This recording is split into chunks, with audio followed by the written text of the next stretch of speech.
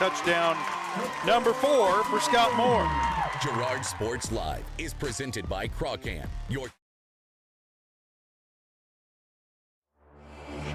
This is your home for the Trojans. Adolph with it up top, being guarded by Gass. Girard down the lane, off the glass, and good. Nice instinct by Adolph to just take it to the bucket. Fielded on the short hop, fires this one across. Able to throw the runner out by a step and a half.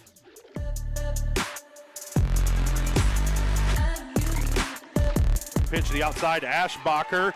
Gets a good block on the outside, and he's in for the touchdown.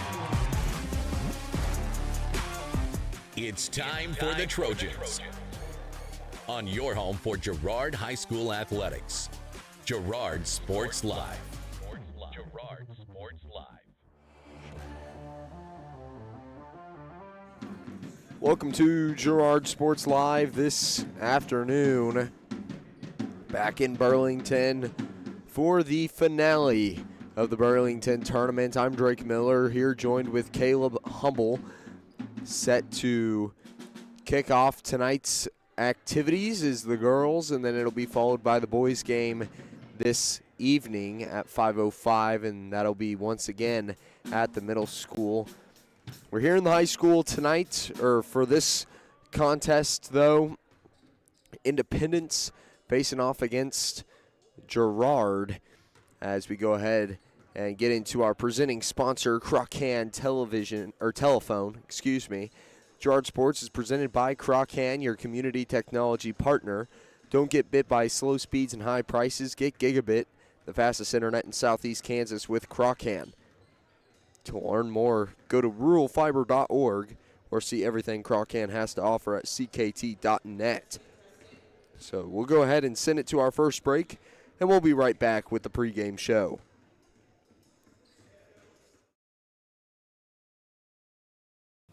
Here at Pittsburgh Interiors, we are proud to be family-owned and operated, serving our community with quality style and service since 1999. Step into our showroom and explore furniture, flooring, window treatments, mattresses, and more. Whether you're designing a dream home, office, or simply just adding that finishing touch, our expert team is here to help. Discover why families and businesses have trusted us for over 25 years. Pittsburgh Interiors, where style meets comfort and family comes first.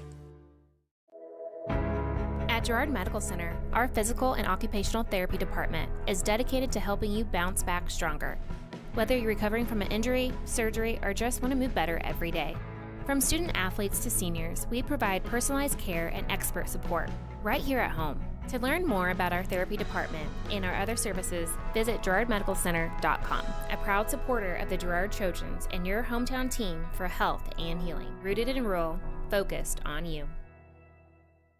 You've enjoyed life. Over the years, your community has become your passion, something you hope future generations get to experience, just as you have. That's why the Girard Area Community Foundation has worked hard to help fulfill charitable goals and inspire generosity, meeting the needs of the communities they serve. Creating a legacy fund with GACF ensures what you leave behind is an effective and lasting improvement in the community you love so dearly. Make plans to visit GirardAreaFoundation.com, preserving traditions for those who follow.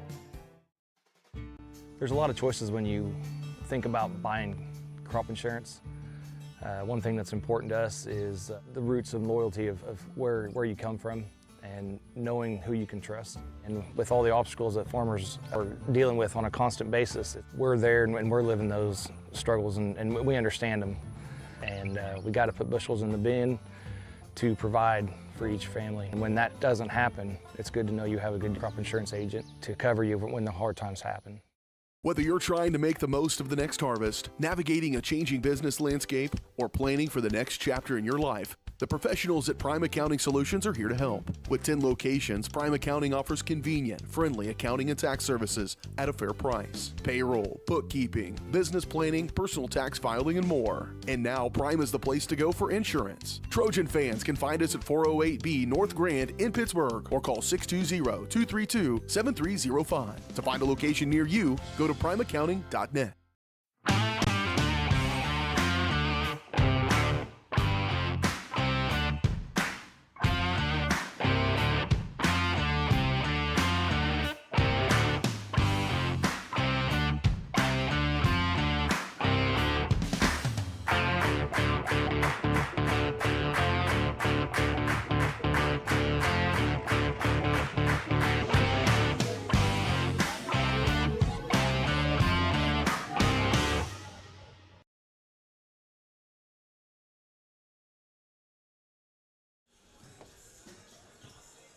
And we're back on the Girard Sports Live pregame show, which is brought to you by Community National Bank and Trust, serving the area for over 30 years. Stop in soon to pick up your very own Girard Trojan Instant Issue Mascot Debit Card. Community National Bank and Trust is a proud supporter of Girard Schools. Equal housing lender, member FDIC. Learn more at mybankcnb.com. Caleb, as we get set for action here today, what are some things that both of these teams need to be looking to do to take each other down? There you go. So, the last game that we had watched yesterday was just kind of the girls had ended up going up against Silver Lake, and that game kind of from the start didn't end up going the way the Trojans wanted it to. And the big thing with that was just the turnovers and kind of the messy style of play on offense. And so the big thing is just getting points whenever you can. And I know a big thing that we had talked about was whenever you have easy buckets that are just right there, you need to make sure that you capitalize on those opportunities. And the other thing is just, we say it every single game, is just the rebounding and making sure that whenever you have a chance to go up and get a board, you get it, so that way the other team isn't getting 2 or 3 other chances to score in one possession. Yeah, and a huge, development for today, which is going to be Carson Orand is not active for today's game. You'll see here on the bench with her sweats on, so not going to be playing in today's contest. We're hoping that she gets to feeling right soon. You got any information on that? I don't have any insider information on that one. I figured she was playing today. Well, we saw her get kind of in a collision there yesterday in the Silver Lake game. Tried to take a charge, got called for a block, and hit the deck. She looked pretty rattled after that, and then was unable to return to the game. I believe that was only the second quarter. And then today she will be out for this game. So we'll get to see who that fifth starter is, who they decide to fill in her place. But it certainly is going to be a piece of that squad that they're going to be missing. And that'll be a big thing with Carson, is just her ability to get the ball down the court and how she's able to make opportunities for her teammates really just appear. And so that's going to be something that you'd want to see someone start to fill. I would believe Augie Mooneyham would be that person filling in for Orand, because she's kind of been the sixth man on the bench and also been kind of the person to back up Orand all season. But I honestly couldn't tell you exactly who is that fifth starter for the Trojans tonight quite yet. Yeah, assumingly it'll either be Mooneyham or probably Black. But regardless, I think both of those girls are going to be getting plenty of time on the floor. And then we could see as well Trezona getting a little more extended time now with kind of the abbreviated bench, just to give some players some rest. And then who knows, we may even dip a little bit further into the bench as well and see a couple more new faces. So looking forward to that. But you were talking about Orand's ability, and I think one of the biggest things that they're going to be missing out of her is that just kind of annoyance on defense, how she gets up in the face of the guards and pokes the ball out, just kind of slows down these transition offenses of the other team and just tries to keep things away from them. Even if she's not getting the steals all the time, she's slowing it down, she's knocking the ball out of their hands, and maybe even creating steal opportunities for her teammates. So that's just going to be a big piece that they're missing, and something that is very difficult to fill in on for those girls who will be looking to take her place, like Mooneyham or Black or Trezona even. But as we look at this Independence team, right now, let's go ahead, Caleb, and talk about what their path was to get here. So looking at this Independence team, that first round they ended up playing the 6th seed Lebec County, and then they played Burlington in their home arena. Burlington, I believe, is still undefeated so far this season, and that is whenever they were handed their I believe it was their first loss with Independence also being undefeated coming into this tournament. And so with that, now Indy has joined us in this third place game. And Burlington and Silver Lake will be the two to face off in that championship. Those matchups are brought to you by Diskins Auto and Towing, 120 East Forest Avenue in downtown Girard. Diskins offers 24-hour towing and can repair all makes and models. To learn more, contact Diskins Auto and Towing at 620-724-8100. So, getting set for tip-off, we'll take one more quick break, and we'll be right back with starting lineups and then the opening tip. Stay tuned. Prairie Mission Retirement Village. People caring about people in the loving spirit of Christ. Spacious apartments made to feel like home and a loving, caring, experienced staff. That's the Prairie Mission difference. A continuing retirement community promoting person-centered care with an on-site clinic from the Vet Health and offering independent living apartments, assisted living, and long-term care, all with the respect and care our loved ones deserve. Prairie Mission Retirement Village, St. Paul, 620-449-2400. Producers Cooperative Association is the area leader in providing quality agricultural products, services, and markets. PCA has what you need to maximize your operation with a full-service agronomy department, grain origination, handling and storage, bulk fuels and lubricants, propane, a jam-packed farm store, and livestock feeds in bulk or bagged. PCA is proud to call Girard home and to support Trojan athletics. Stop by or see more online at pcacoop.com. Every day, people are discovering that bigger isn't better, better is better. Big box stores continue to disappoint. You have spoken, and we have been listening. You want a great selection with dependable service at a competitive price. We understand, and that's what we bring to you every day. We know that we have to work hard to earn your business, and we will. Bigger isn't better, better is better at Heidrick's, Fort Scott, and Girard. A partner in your fields and in your success. That's what you get with Murphy Seed. Channel seedsman Matt Murphy knows your field and can recommend the elite seed products designed to perform in your area, maximizing the profitability of every acre. And now Matt's care for farmers goes beyond seed as an agent for the new 4-state farm and ranch. From the best inputs available to the protection you need, call Murphy Seed at 620-249-6419. Your partner at every stage. Matt Murphy at Murphy Seed. Siebert back to pass.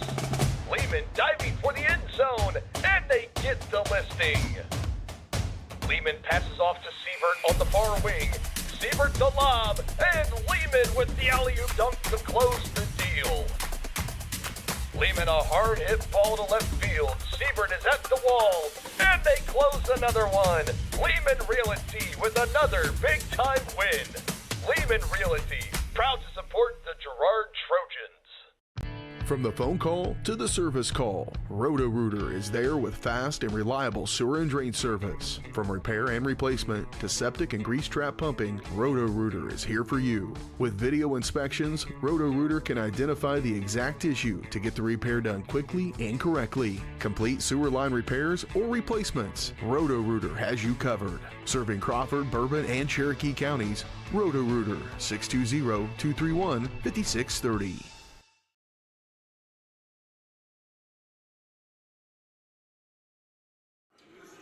Back on the pregame show for Girard Sports Live, as starters have not yet been released for us yet, so still awaiting those, or some indication of those. But just about 2 minutes away from the opening tip, as now we will start to see the Girard team head back to the bench. We'll see who peels their warm-ups first. It looks like the 4 traditional starters are prepped and ready to go, and it will be alongside Mooneyham. So go ahead and give those to us, Caleb. with those Girard starters, starting them off will be number 10, a 5'9 junior, Marley Sisney. Number 12, a 5'9 junior, Kennedy Keller. Number 14, a 5'10 senior, Maddie Kester. Number 23, a 5'10 senior, Erica Boatman. And number 24, a 5'6 junior, Augie Mooneyham. Very nice. And now Independence will head back to their bench. We'll see who gets dressed out for them.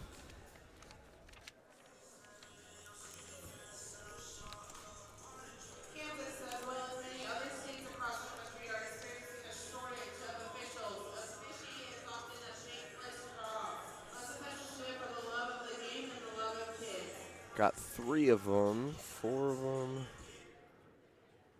And just looking for that last number. If we do not have officials, we do not have games. Please be respectful towards our officials and understand that they are doing the very best. Alrighty. So for Independence, the Bulldogs will be number 3, 5'7 senior Madeline Bashir. Number 5, the 5'9 senior Brooklyn Maddox. Number 11, the 5'4 junior Sarah Vile. Or Vile, excuse me. Number 13, the 5'10 senior Caitlin Spencer.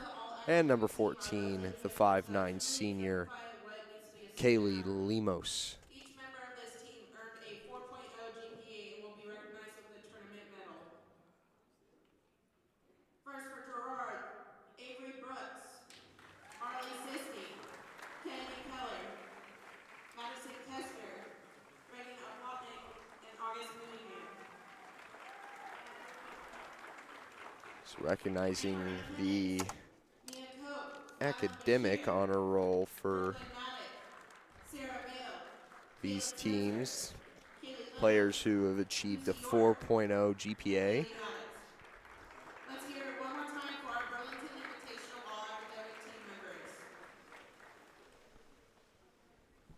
Now let's meet the starting lineups. For the Independence Bulldogs, number 3, Madeline Bashir. And for the Trojans, number 10, Marley Sisney. For the Bulldogs, number 5, Brooklyn Maddox. Caleb, as they announced these starters, we talked about rebounds, steals, and just some adjustments that needed to be made from that fourth quarter running clock Silver Lake win yesterday over Girard. Is there anything else on your mind that you feel like, at least offensively, Girard needs to be doing today to really kind of switch back into that winning gear? I mean, I think the biggest thing for Girard tonight offensively should just be getting down in the paint. And, I mean, with those 2 seniors of Erica Bowman and Maddie Kester that are both great scorers down in the paint, I feel like that's something that you need to give it to your senior leaders and just let them do what they do best, especially against, I mean, the starting lineup for Independence honestly did not look that tall, and honestly I feel like shouldn't be that much of a threat down low. But I just think that for Girard the biggest thing is getting down low and getting easy buckets instead of trying to find the 3 around the perimeter or shooting contested shots. I mean, those are just the biggest things that I think will help you win this game easier. One of the things we talked about yesterday in the pregame was not giving up, finding that drive to win even when you might be down by just a little bit. We saw a great defensive effort there from this team at the beginning of the game yesterday, and then, of course, just kind of trickled away. And as soon as it got out of hand, things just were looking really grim. This team, you know, laid down some points, but just couldn't fill any of the gap. So Girard will start off with the ball here as we start the first quarter of action. Mooneyham inside to Boatman. Boatman trying to work her way, and it will be blocked and rebounded by Lemus.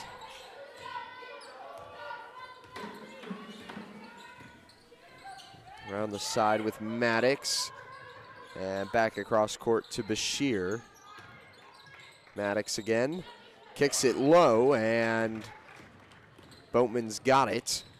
So Girard takes back over. Another chance to try and strike first. Try to work it underneath. It goes over the head of Sisney. Mooneyham recovers, gives it to Boatman. And now she's fighting underneath into the key, and a loose ball ends up in the hands of Bashir. Lemos swings it back outside, and it's out of bounds. On Independence. So far in this first minute, it's just turnover after turnover for both of these teams. So the Trojans aren't suffering any from these turnovers, but something that you would like to see get cleaned up.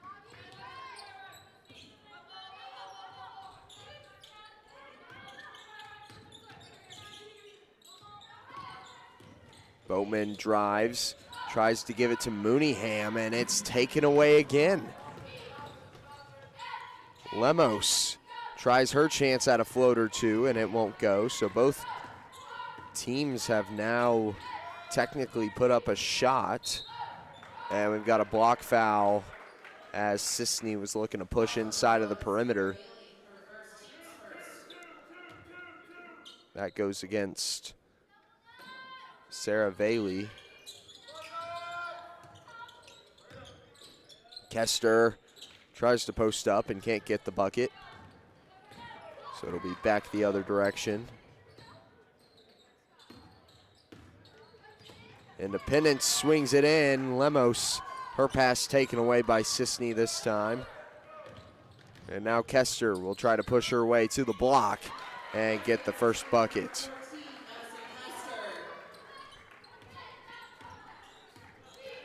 I mean, so far, it does seem like the Trojans are doing kind of what I had said before of just kind of getting inside and getting those easier looks. Certainly trying to work it inside, just with some error there on the first 4 or so possessions. And now we've got a timeout full from the Bulldogs. So we'll take a break, and we'll be right back after this on Girard Sports Live.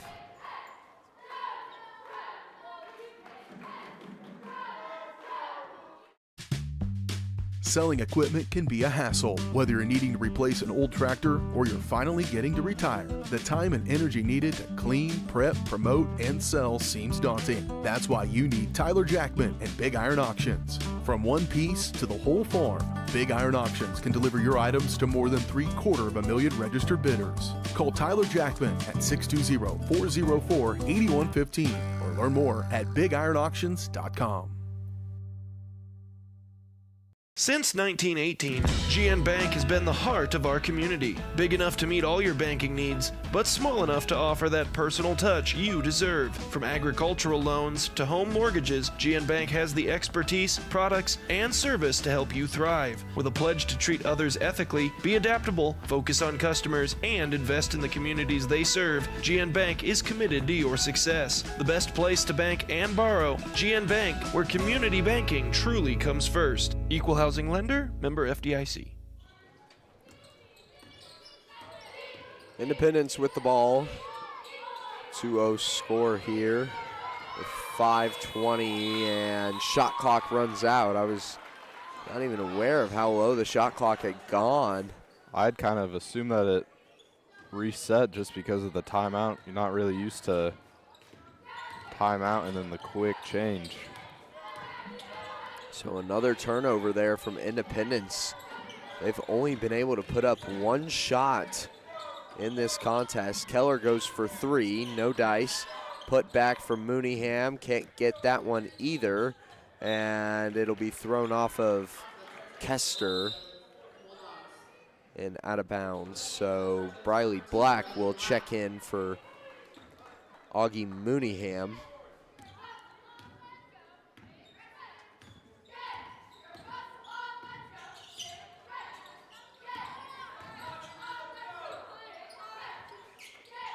Maddox swings it around the perimeter. That pass blocked and nearly saved from Kester.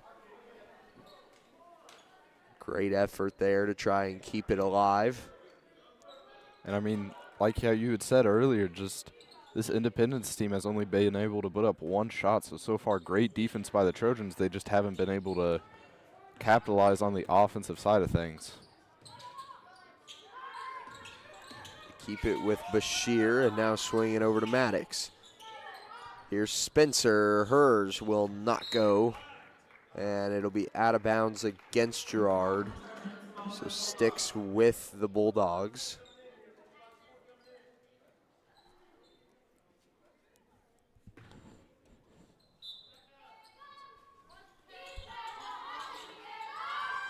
This shot off the back iron. Won't go. Rebounded by Independence, and they're fighting for it. Keller will get called for the foul.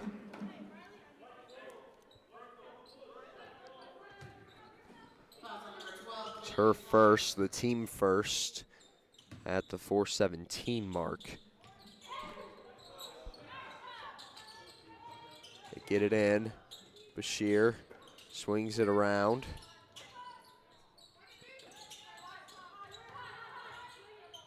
Now back to Valey. Drives into the paint and travels.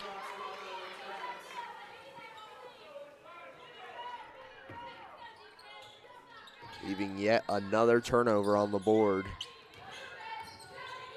for the Bulldogs. Sisney to Boatman.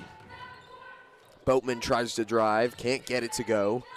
Fighting through some physicality and drops in or two. Nice bucket to tack on another two.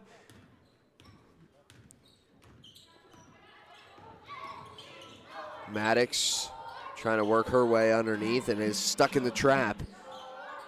They hand it off, baseline drive. Valey kicks out, Maddox for three, it's short. Rebounded by Independence. And Valey, oof. Checking in for the Trojans, number 24, August Mooneyham. It's like Mooneyham will come in and Sisney will take a seat. Another change on the floor for the Trojans. Boatman drives and gets another two. Tries to speed this game up in some capacity as both teams are just kind of on a struggle bus to score. Just a low scoring, I mean, still 3 minutes in the first quarter, but I mean, the Bulldogs haven't really even been able to put up many shots. I think they've put up 2, 3, maybe 4 at most, and the Trojans aren't doing much better either with their takeaways, and whenever they are scoring, it's kind of like how I talked about that. It is what I had said that I would like to see from the Trojans this game, of just getting down inside where the Bulldogs can't really stop you around the rim, and so far that is what has been working for this Trojan team. This Breaking the Action is brought to you by the Southeast Kansas Player Health Alliance and Live Well Crawford County, reminding you to know your limits when gambling and know when the game is playing you. If you or someone you know has a gambling problem, call 1-800-GAMBLER or 1-800-426-2537 for free assistance.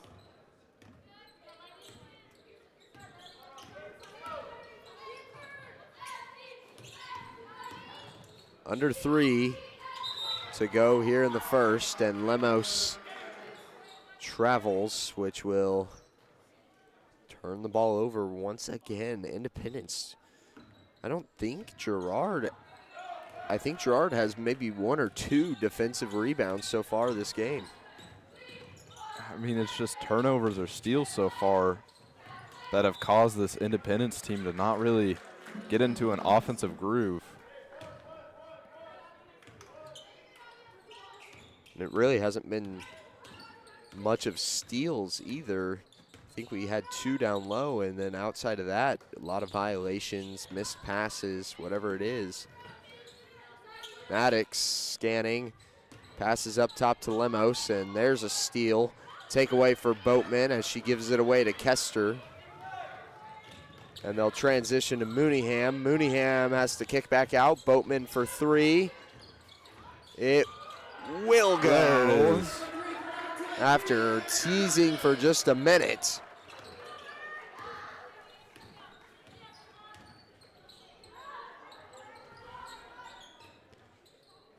Maddox gives it to Lemos.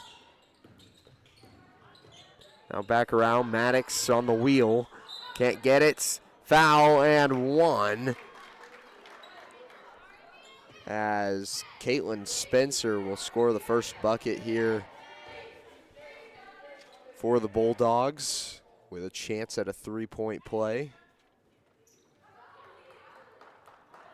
It's like the two seniors will take a seat, that being Kester and Boatman, and Trojans and Sisney will come back into the game.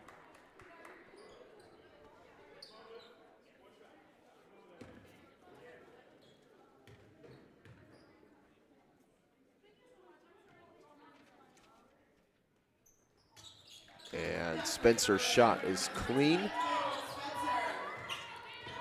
9-3 score as Trojans moves it to Mooneyham. Mooneyham will travel in the paint.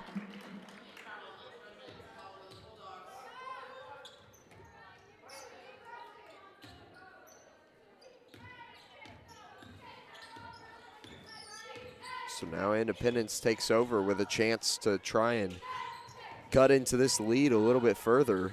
Now with a taste of scoring.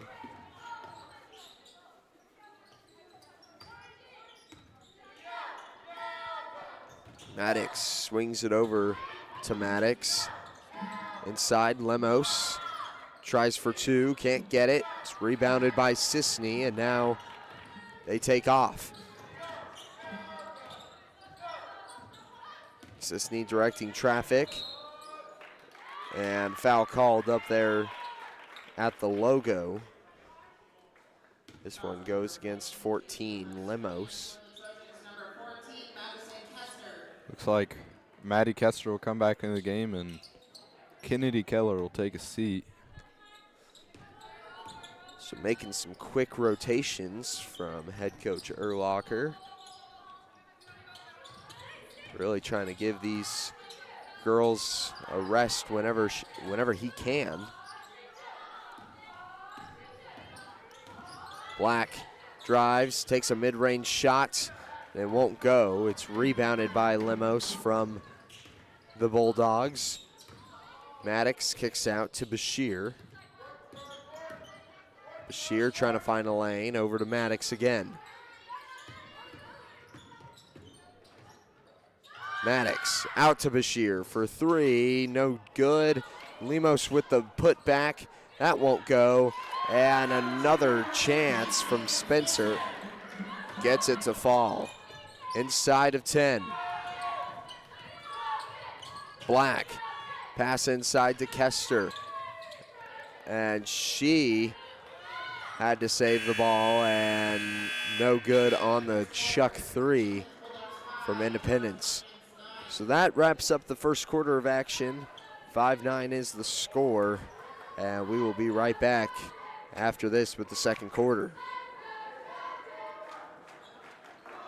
Farmers Bank is a proud supporter of Girard schools. For generations, Farmers Bank has worked with local leaders, businesses, and residents to help shape the future of Southeast Kansas. Farmers Bank is proud to have helped with the growth and development of the communities we serve. As partners in business and friends in life, Farmers Bank is looking forward to a brighter tomorrow. Farmers Bank, with locations in Hepler, Walnut, St. Paul, and Girard. Equal housing lender, member FDIC. At Fort Scott Community College, we understand that a scary part of figuring out your future isn't only answering the question, what should I do, but where do I belong? Maybe you belong here, studying animal science or learning about farm and ranch management. Maybe you belong here as part of Hounds Hoops on the hardwood.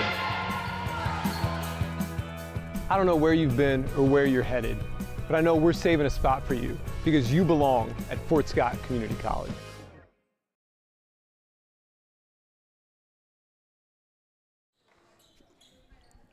5-9 the score. It's a 4-point difference between these two teams. As Maddox will start with the ball for Independence. Checks up at the far wing, or close wing, excuse me. Now they'll work it inside. It's a loose ball. And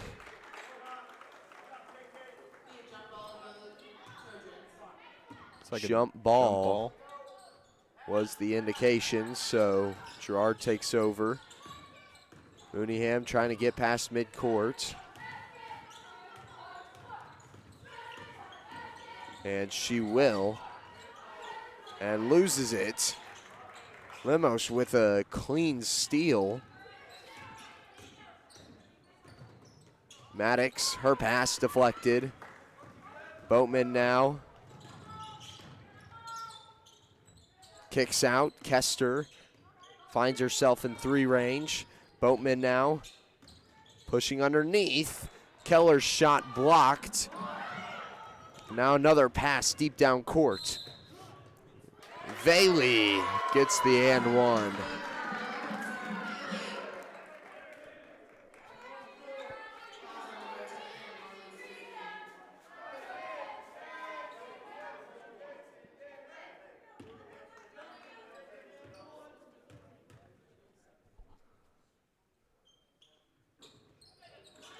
Her shot off the mark.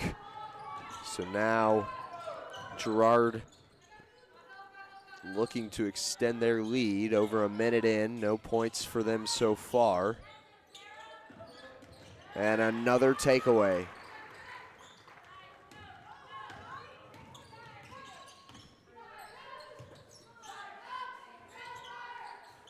They swing it around to Maddox, far side corner.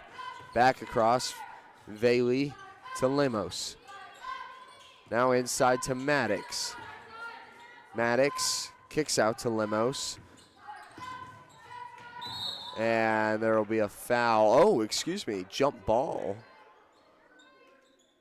But we've got a Lady Trojan.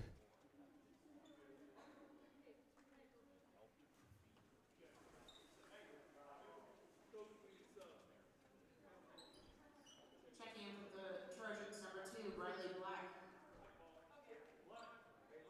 Mooneyham will check out periodically, or momentarily, as Black comes in to take her spot.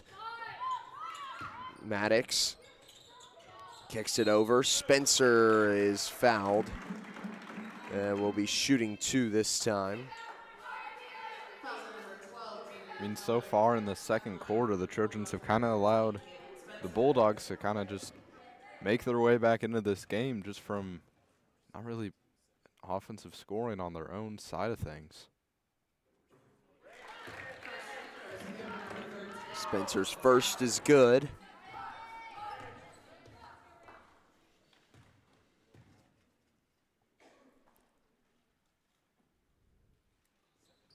And her second, not quite, as Kester gets the rebound.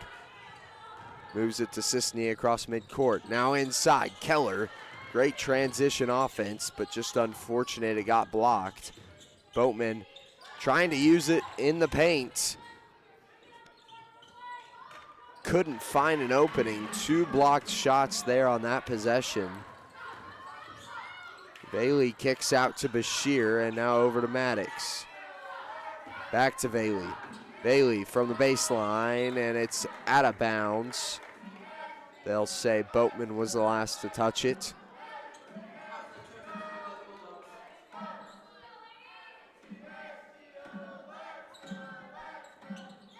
Inbound. Lemos from short range 2, no good.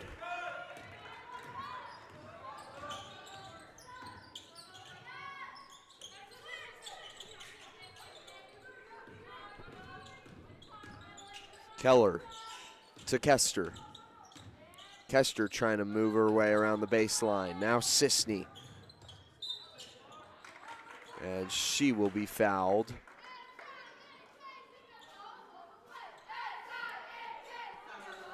So Sisney shooting 2 will be the first visit for her today. Nails the first.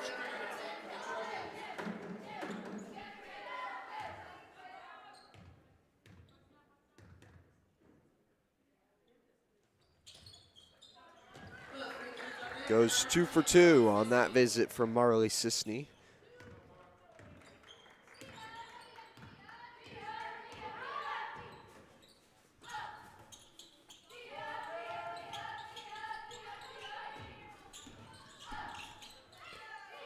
Moving it around, Maddox, top of the key. Looking for an open passing lane and now gives it to Valey. They move it inside. Spencer, her shot is blocked. Kester. Over to Keller, wide open from the top of the key and swish. 14-8, grows it to a 6-point lead. With that 3, that might be the spark that gets this Trojans offense going.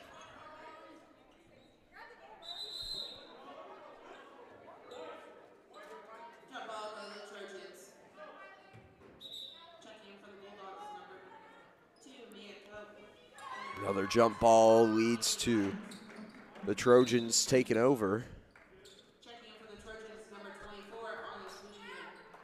Mooneyham comes back in the game since her tumble.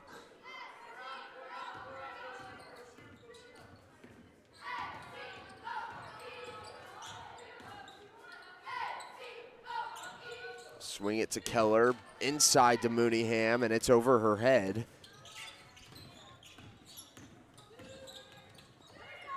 Trap set.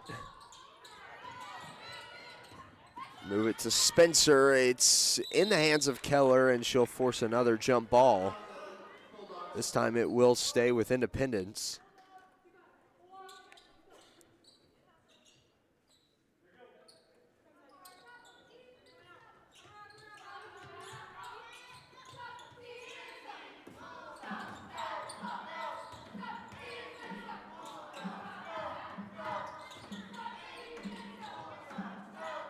And another turnover. Back to Keller. Keller's shot, no good, and on the rebound, she will actually be called for a foul. Be her second.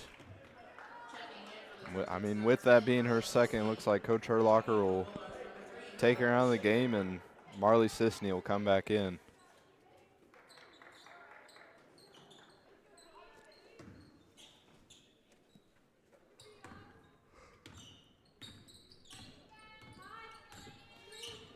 So Sisney steps back in.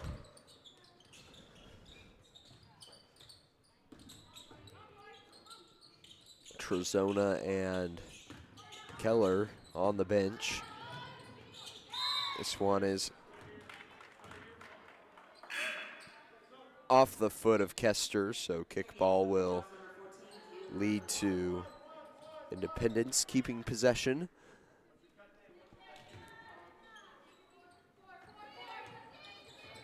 Now they'll work it around the perimeter. Bashir across to Lemos. Now back down to Maddox. Lemos back out to Maddox, and she takes a long 2. Drills it. Cuts it to a 4-point lead. Under 3 to go. Mooneyham's layup. No dice. Back out. Sisney for 3. And she gets it.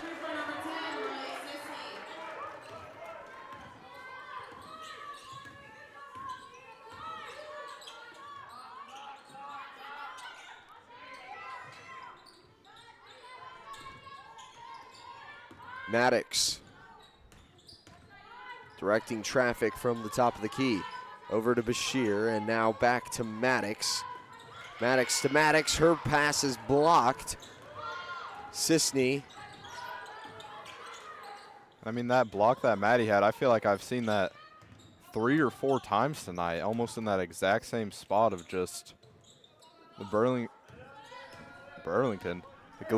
Independence trying to get off a shot, and I mean, she's been right there to block it every single time. Shot from Mooneyham for 3. Won't go. Rebound slips from Independence, and a jump ball keeps it with Girard inside of the 2-minute mark. Minute 45 remaining in the first half.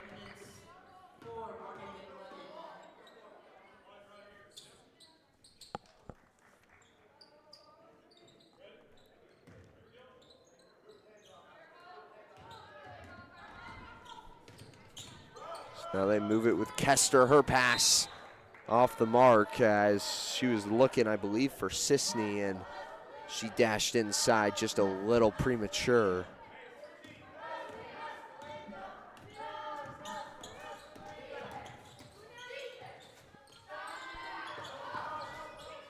Shot from Shelby, and she's called for a foul.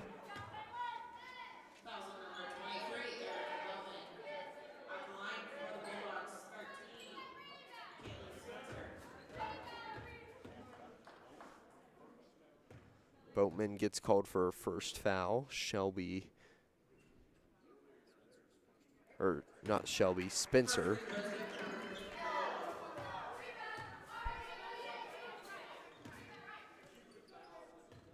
Makes her first. Her third visit.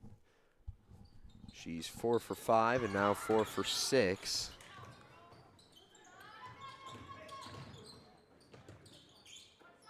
Swing it over to Bashir. Bashir back across to McLennan. McLennan loses it. And out of bounds off of her shoe. Brings it back to the Trojans with 1:12 remaining in the half.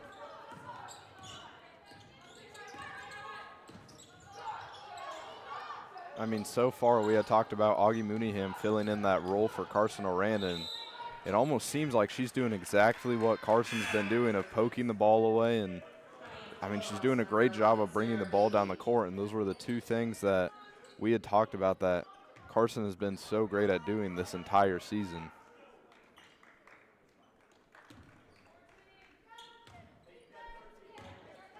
Inside of the final 60 for the first half. Another loose ball. This time they will say it's out of bounds on Girard.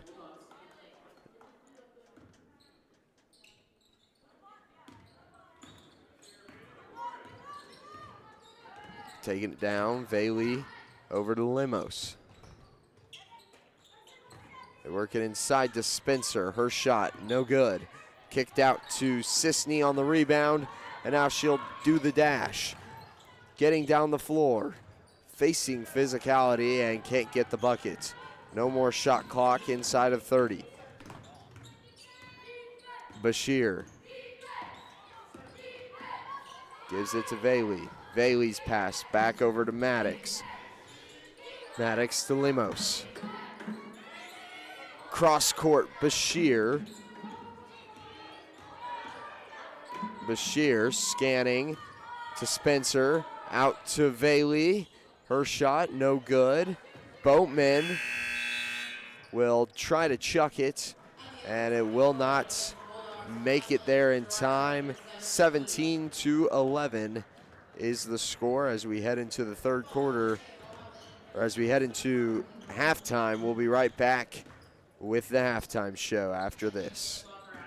Since 1918, GN Bank has been the heart of our community. Big enough to meet all your banking needs, but small enough to offer that personal touch you deserve. From agricultural loans to home mortgages, GN Bank has the expertise, products, and service to help you thrive. With a pledge to treat others ethically, be adaptable, focus on customers, and invest in the communities they serve, GN Bank is committed to your success. The best place to bank and borrow, GN Bank, where community banking truly comes first. Equal housing lender, member FDIC.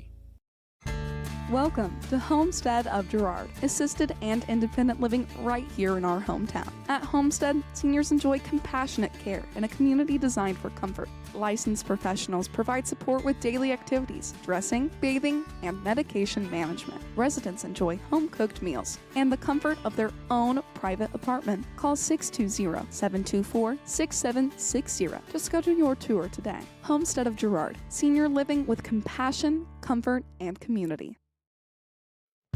At Fort Scott Community College, we understand that a scary part of figuring out your future isn't only answering the question, what should I do, but where do I belong?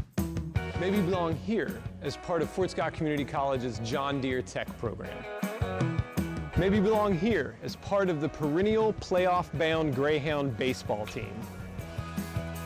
I don't know where you've been or where you're headed, but I know we're saving a spot for you because you belong at Fort Scott Community College.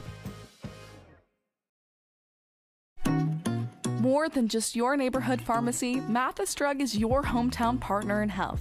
With pharmacist Bria Scheibe and an experienced, highly trained staff, Mathis Drug is ready to serve you. And now, Mathis Drug offers comprehensive compounding, which is one of the few pharmacies in Southeast Kansas with this convenient on-site service. From medications to expert advice, call 620-261-9779. Mathis Drug Store, where community and care come together. I was hoping to talk to someone about updating my insurance policy. I am able to understand complete sentences. That was a complete sentence? I didn't understand that. Can I just talk to a person? No one talks to humans anymore. Sometimes humans are just more helpful. I hear you. Why don't we review your coverage with a super check? Farm Bureau Financial Services. It's your future. Let's protect it. Call Judd, Lori, Jenny, or Amber in Girard today. Call service is outstanding in their field, especially for those that are stuck, outstanding in their field. Calls carries a wide selection of farm, industrial, and heavy-duty tires, all from the best brands in the business. And they've got farm service trucks ready to go. Plus, Calls continues to be the place folks go for car and truck tires, repairs, oil changes, and so much more. If you're in the market for new tires in Southeast Kansas, make the right call to Call Service, 620-724-4121. See more at callservicellc.com.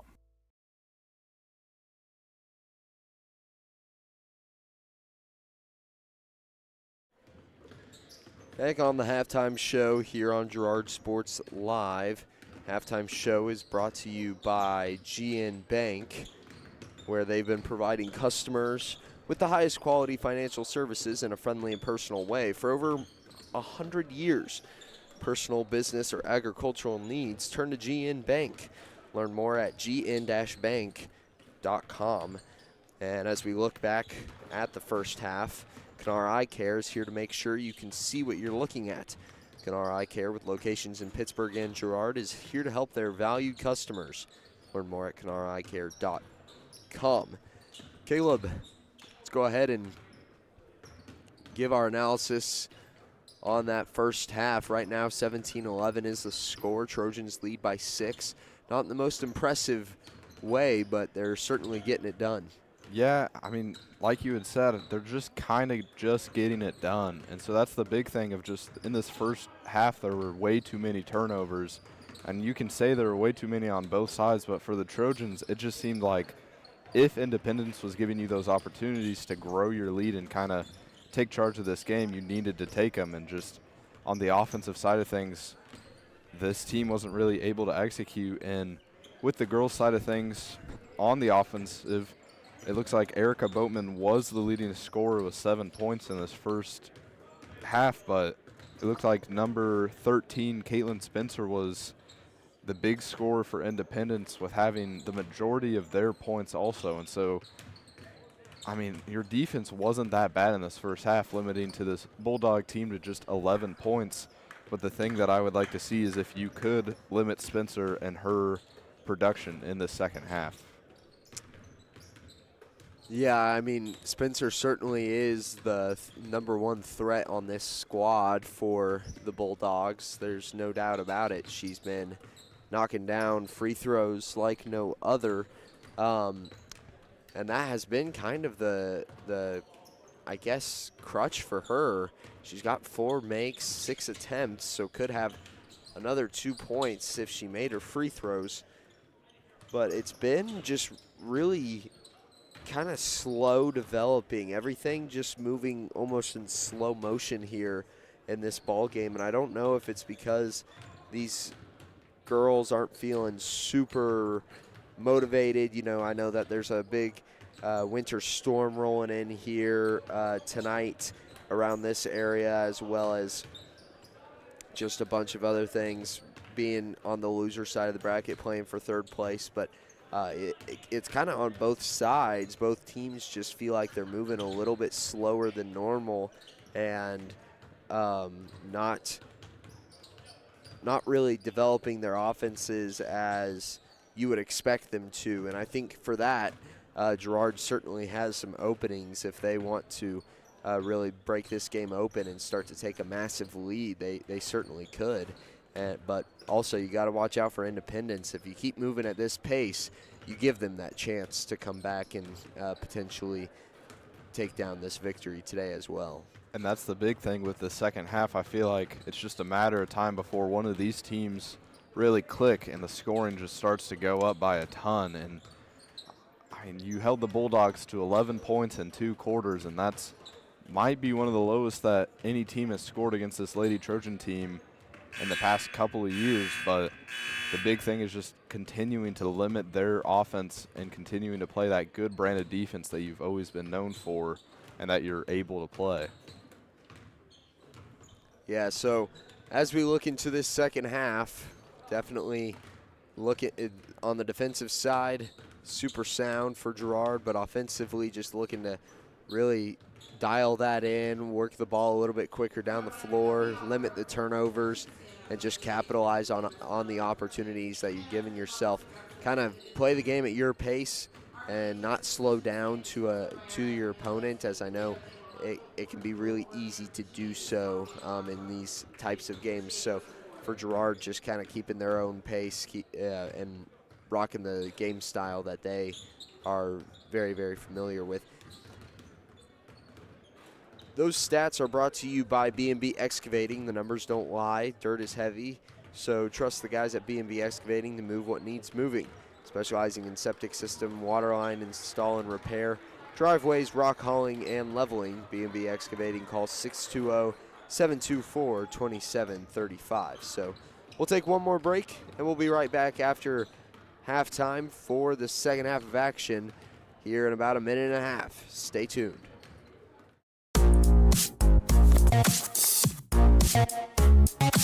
Hold on.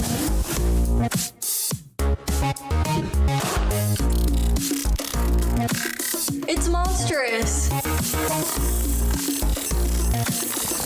With Crawcan's multi-gig internet, you can experience monstrous speeds for every device in your home or business at the same time for a low, no-nonsense price.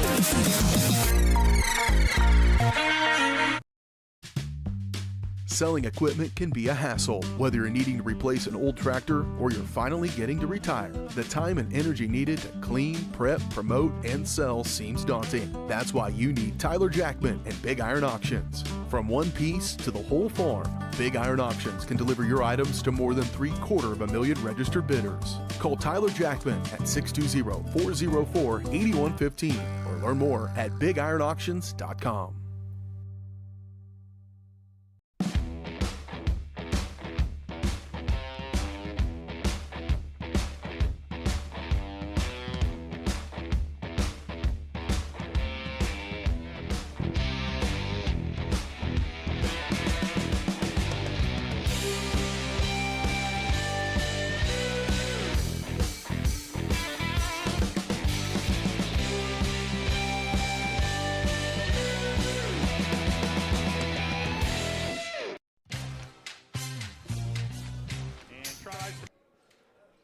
Back on for the third quarter, 17-11. Independence will start with the ball, and they will flip sides on the floor as well, so they will be going left. Girard on the basket on your right for those of you watching from home.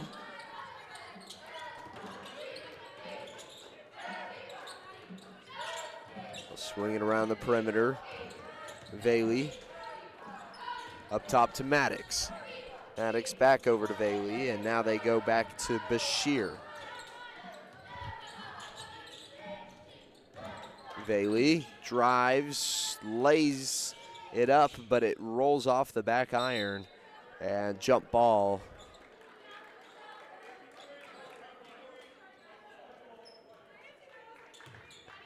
Goes to Girard. Jump ball go to the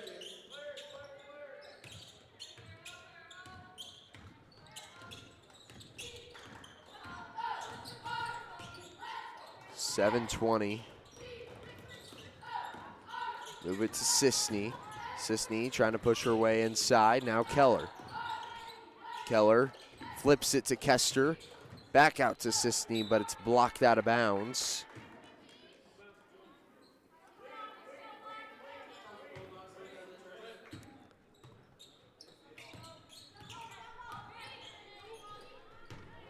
Keller swings it to Boatman underneath. Her shot won't go. Independence takes over and now tries to strike first here in the second half. Bashir over to Maddox, over to Lemos, and she gets the bucket. Breaks the ice first here in half number 2. Mooneyham loses the ball, and it'll be a jump ball between Sisney and Bailey, which actually keeps the ball with Independence. So now they'll get a bit of a bonus possession here.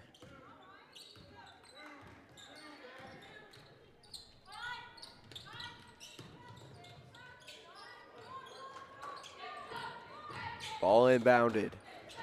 And inside to Lemos for another 2. Sisney down the floor, hands off. Kester tries to give it over to Mooneyham. She recovers it. Keller now.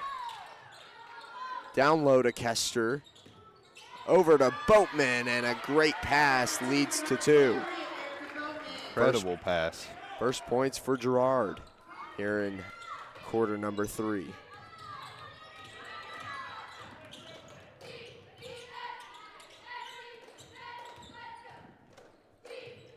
Lemos to Bailey, and now Lemos again gets another 2 on the board for Independence. Keeps it at a 2-point game. Kester tries to get around and gets a block foul from Spencer.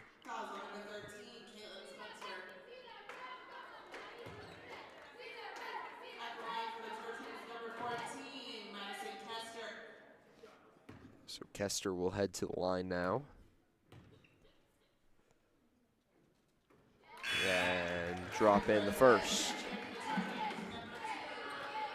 Looks like Mooneyham will take a seat and Riley Black will come into the game.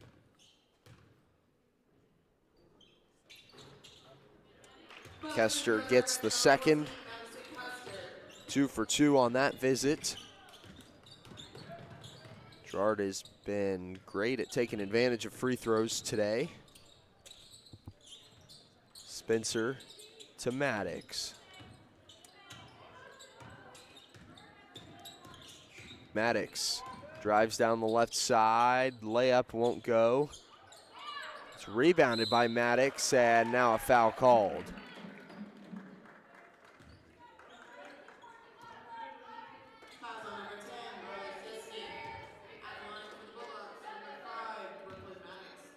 We'll call that foul against Marley Sisney. First one, no good from Maddox.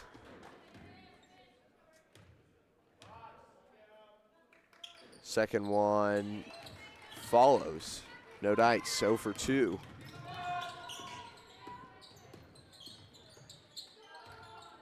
Sisney tries to set up the offense. They'll swing the perimeter. Black back up top to Keller. Keller is looking to drive, and it's taken away. Lemos. And she drops in another 2.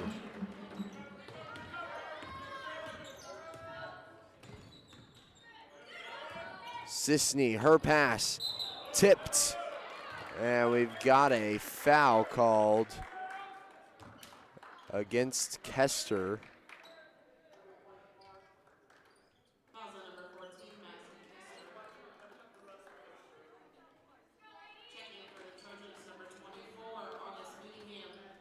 Looks like Mooneyham will come back into the game, and Sisney will take a seat now.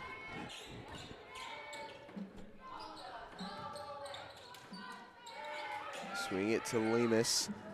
Inside to Maddox. Her layup no good, and Keller working it down the floor. Keller kicks out to Kester. Now here's Mooneyham. Mooneyham looking for a passing lane. Kester now back to Mooneyham. Her shot no good. Rebound is out to Keller, and she will be fouled.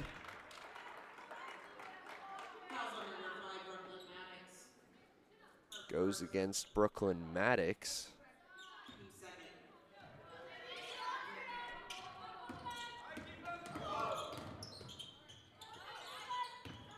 Now Keller. Boatman back out. Keller for three. Can't get it. Rebound into the hands of Spencer. Maddox takes it down the floor for Independence. Now over to Valey and back to Maddox as they set up the offense.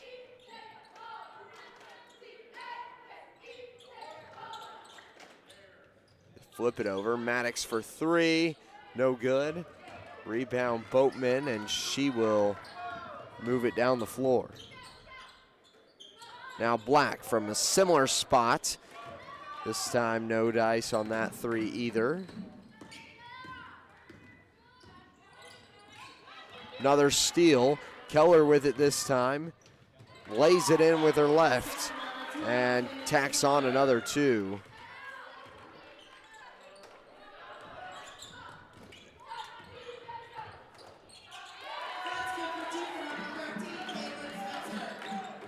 Caitlin Spencer answers with a two of her own.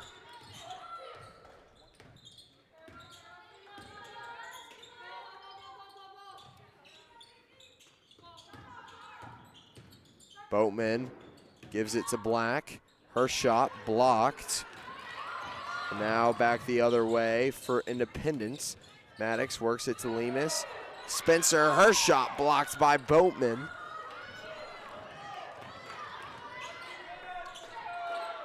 Mooneyham over to Keller, and now Kester. Kester on the far wing, trying to drive, and she will be fouled.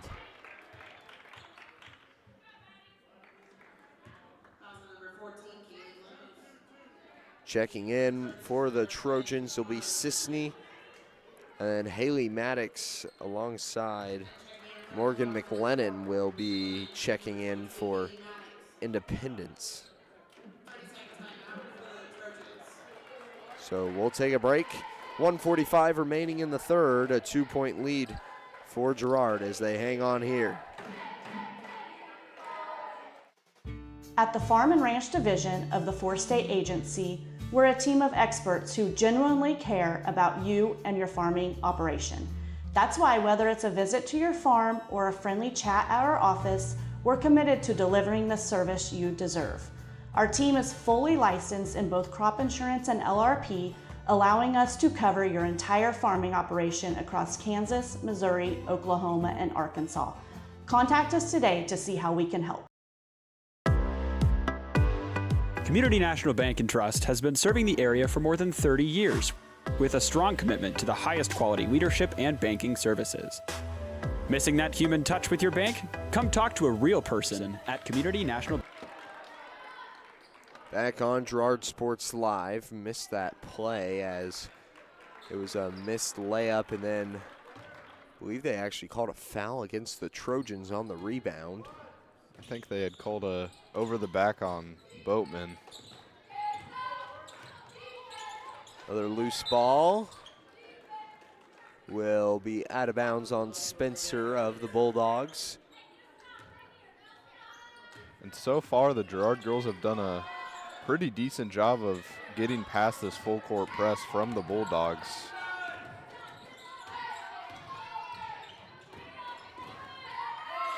Keller gets it and drops in another two right outside of the final 70 seconds in the third.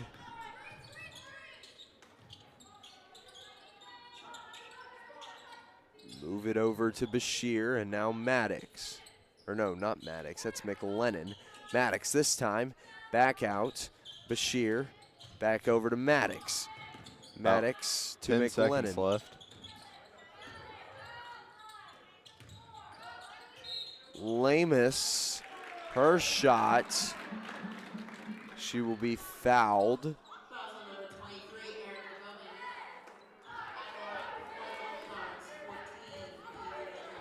I believe they called that foul on Erica. She's saying, how could that have been me? I don't think she was in the area.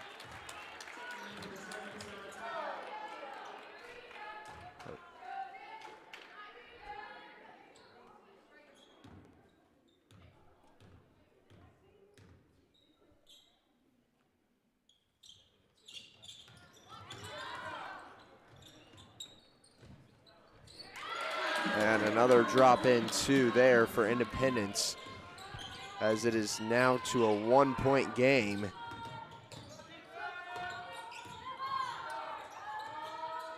Swing it to Black. Mooneyham now at the post. Tries for a two, no dice. McLennan trying to push down the floor. 10 seconds left on the clock. Spencer, Lemus, Maddox, her shot, no good. Lemus trying again. That one will be in and out. Trojans gets the rebound, and that will wrap up the third quarter. 25-24 is the score. We'll head into the final 8 minutes with a 1-point lead for Girard. We'll be right back after this break.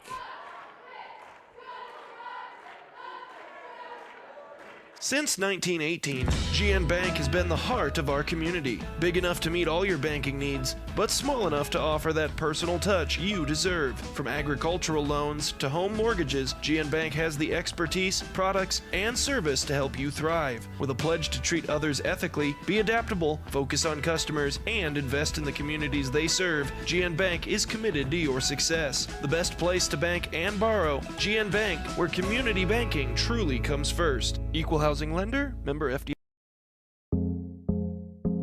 I was raised in a small town, and there was a lot of people who took time to invest in me. And so when we decided to open up our offices, we want to make sure that we're pouring back into the community that's giving to us. We care. We want to be involved. We want to have a passion for what you have a passion for. We want to be able to give back. And that's the foundation. That's why we're more than just insurance.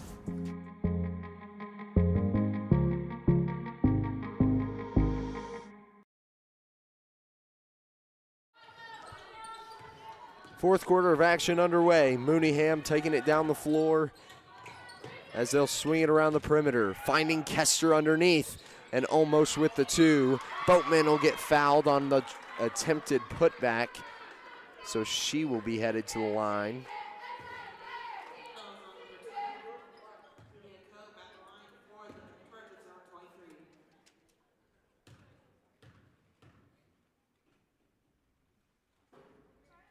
First one off the mark.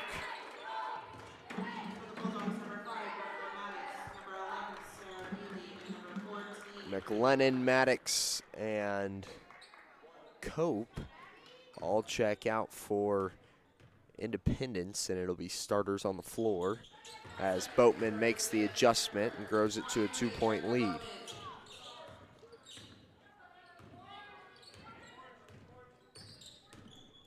Maddox over to Bailey, and now they swing it back around, far side. Spencer back out, Maddox for three, trying to take the lead with that one, could not. Takeaway as Bowman hit the deck, and now she's slow to get up.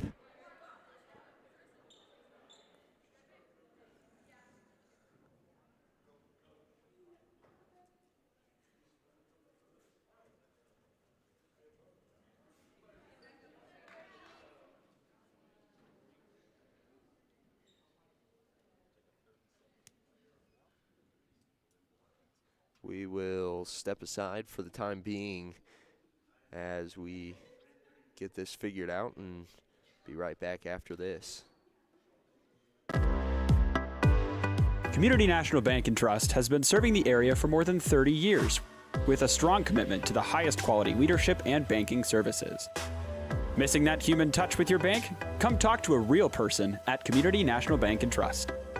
We're your local bank that's small enough to know you, yet big enough to offer the best products. Community National Bank and Trust, federally insured, locally awesome.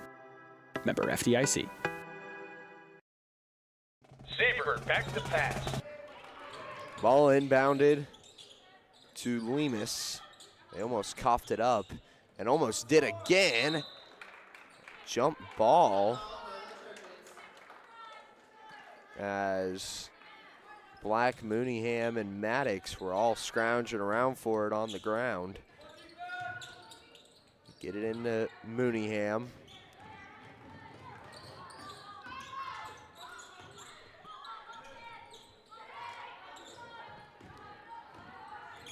Move it to Keller, and now Kester. Over to Mooneyham, inside, Kester, hers won't go.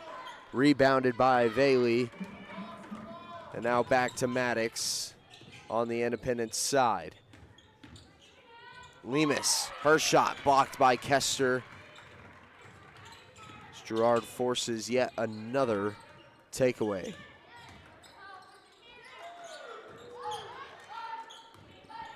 Sisney to Keller. Keller trying to push down the base.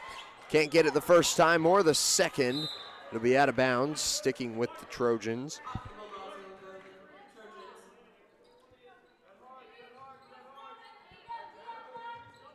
So far in this game, especially in this fourth quarter, it kind of just seems like the two teams are just sticking with each other. Kester will try to get inside and called for a travel.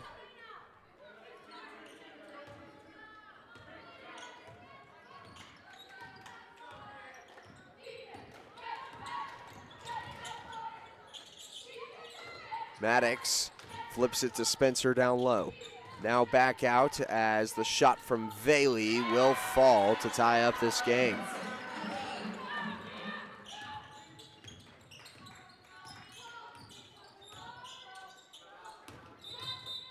And Coach Erlocker wants a timeout. So we will take this moment to talk about Salon 214. Timeout, or sponsor of this break in the action. Now open at 107 North Ozark in Girard. Take a timeout to pamper yourself with Vanessa and her team at Salon 214. Take a timeout to check out Salon 214 on Facebook as well. Caleb coming down the wire. Got 6 minutes remaining here in the fourth quarter. Tie ball game as Independence has really pulled this one back within their grasp.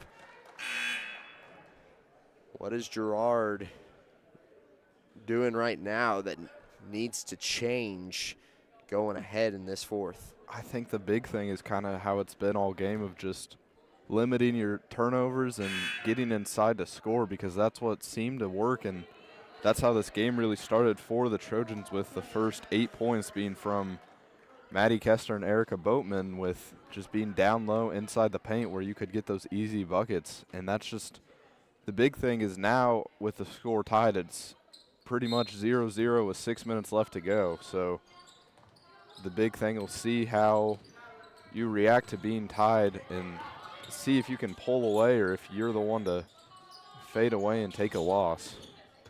Boatman trying to work underneath, being strong with the ball, and drops in a 2.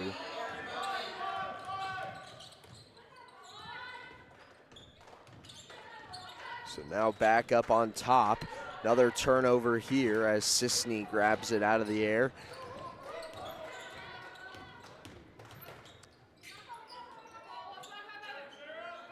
Boatman will be called for a double dribble.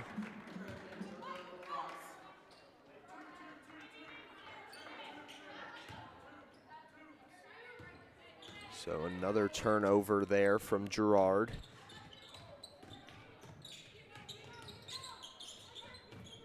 Another takeaway from Girard as well as they were trying to work it into Spencer. Mooneyham takes a floater two. Can't get it. Lemus with the rebound. It's a 2-on-2 as Keller punches it out and slows down this offensive development. And now Independence wants a timeout. 4:52 remaining. We'll take a break, and we'll be right back after this. Siebert back to pass. Lehman diving for the end zone, and they get the listing. Lehman passes off to Siebert on the far wing. Siebert the lob, and Lehman with the alley-oop dunk to close the deal. Lehman a hard hit ball to left field. Siebert is at the wall, and they close another one. Lehman Realty with another big-time win. Lehman Realty, proud to support the Girard Trojans. Farmers Bank is a proud supporter of Girard schools. For generations, Farmers Bank has worked with local leaders, businesses, and residents to help shape the future of Southeast Kansas. Farmers Bank is proud to have helped with the growth and development of the communities we serve. As partners in business and friends in life, Farmers Bank is looking forward to a brighter tomorrow. Farmers Bank, with locations in Hepler, Walnut, St. Paul, and Girard. Equal housing lender, member FDIC. Back on Girard Sports Live.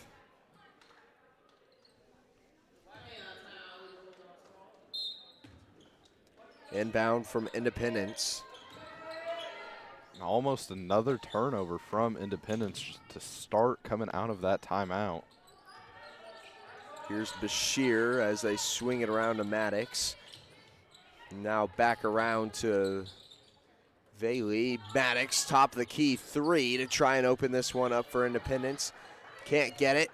Boatman hands it off to Sisney. Off the rebound, and now they'll transition. Kester for three. No dice. Keller gets the rebound, keeps it with Girard. Sisney gives it to Boatman. Kester, her shot, fouled.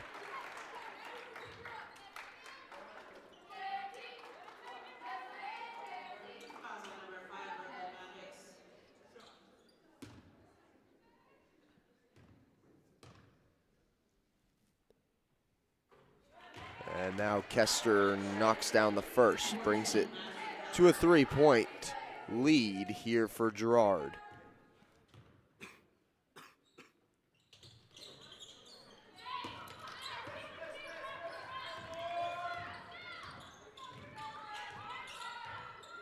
Maddox takes it down the floor after the missed free throw from Kester. Still a 3-point game.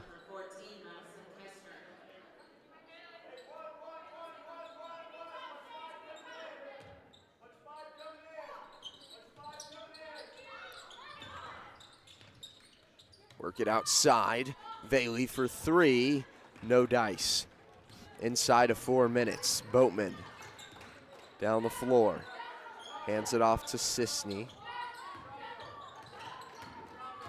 Now over to Boatman again, who kicks out. Mooneyham for three. Can't get it. Tries to get her own rebound, and it'll be a jump ball as Independence. Oh. And Mooneyham is slow to get up this time.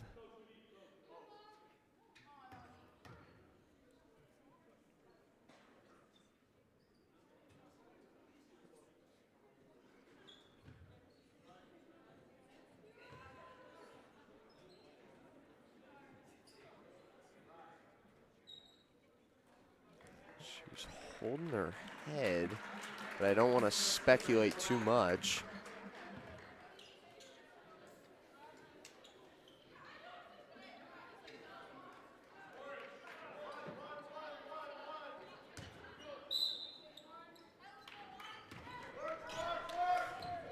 So Mooneyham will step out for a moment as Black checks in. Still 3-point game. Lemus to Maddox. Now underneath, and it's taken away. The pass to Spencer. Deflected into the hands of Kester. And now they move it underneath for Girard, and Lemus knocks it out of bounds.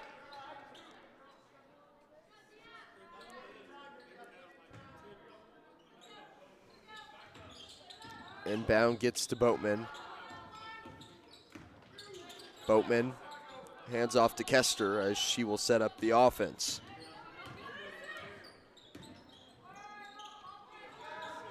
Sisney to Keller.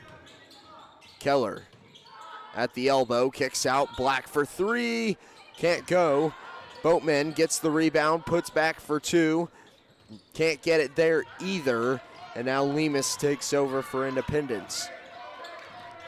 Maddox down the floor.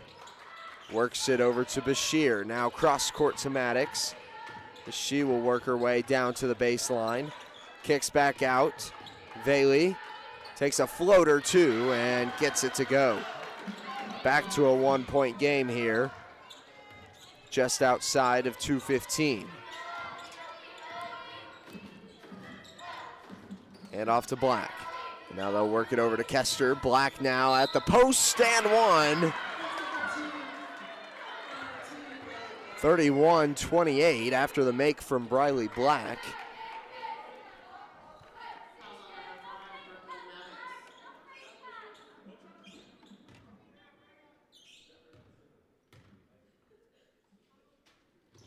And she will make her free throw to extend to 4. 2 minutes. Bashir over and around to Maddox. They work it inside. Spencer goes up and is fouled.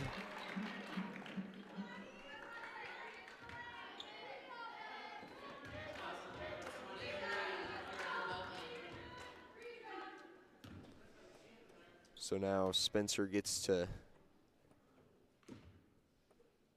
shoot 2 here. First one is too far.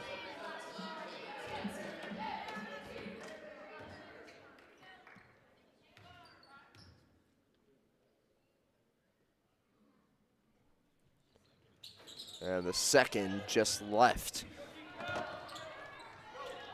Transition, Keller tries to add on, and she does. Up to a 6-point lead now for Girard. And another takeaway. Keller with a steal this time. They'll work it to Sisney one-on-one, and she will dribble it back outside of the perimeter. Hand off to Kester. And Kester will be fouled. That'll be the 4th foul committed by this Independence team. That one goes against Bashir. So now Girard will be in bonus. And there it is. Free throws coming up for Boatman. With a couple free throws from Boatman, that could easily do it for the Lady Trojans.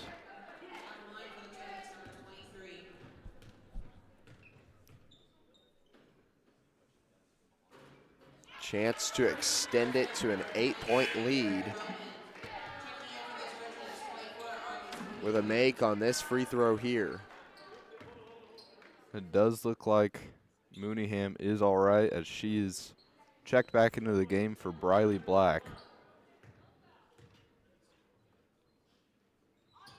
And Boatman gets it.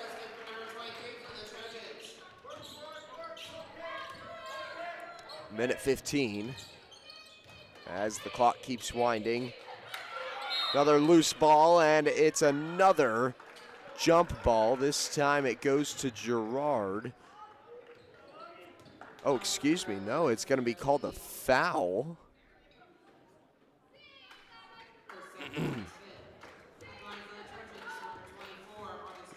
Bailey called for the foul.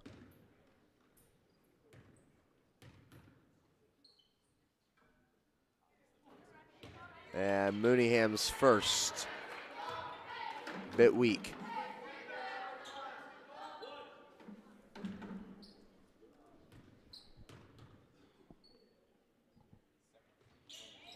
Second won't go either.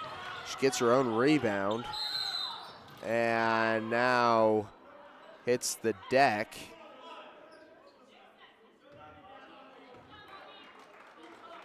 After a timeout called here from Coach Urlacher. So a minute 3 remaining. We'll take a break, and we'll be right back after this.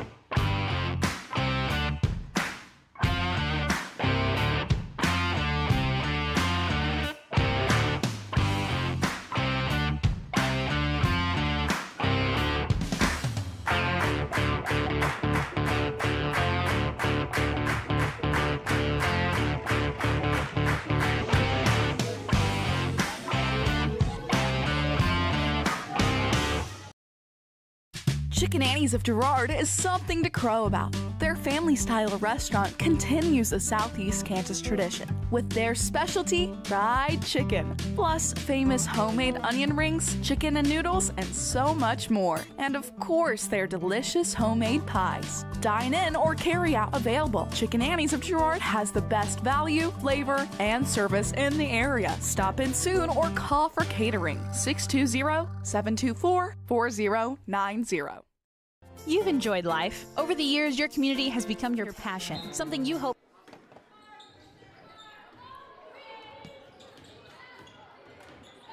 Boatman gets the inbound with a minute remaining here in this contest. We'll have another foul. And honestly, I feel like this one is a bit of a reach to try and get out of in the foul game, down 8 with only a minute remaining. I agree with you. I think now Trojans lead by 9. This game should be over. Second is good to go as well, so that brings it up to a 10-point lead. Now they'll work it down the floor here with Bailey. Bashir back up top to Maddox. Maddox trying to find an opening. Bashir for 3, can't get it to go. Spencer on the putback, no dice on that either. Kester, her pass will be knocked out of bounds by Bailey. 37 seconds remaining.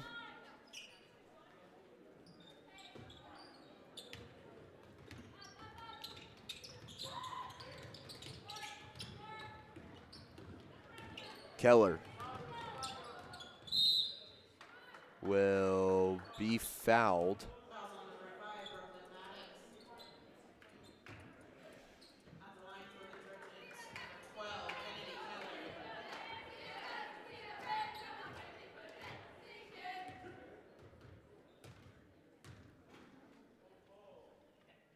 Keller's first clean.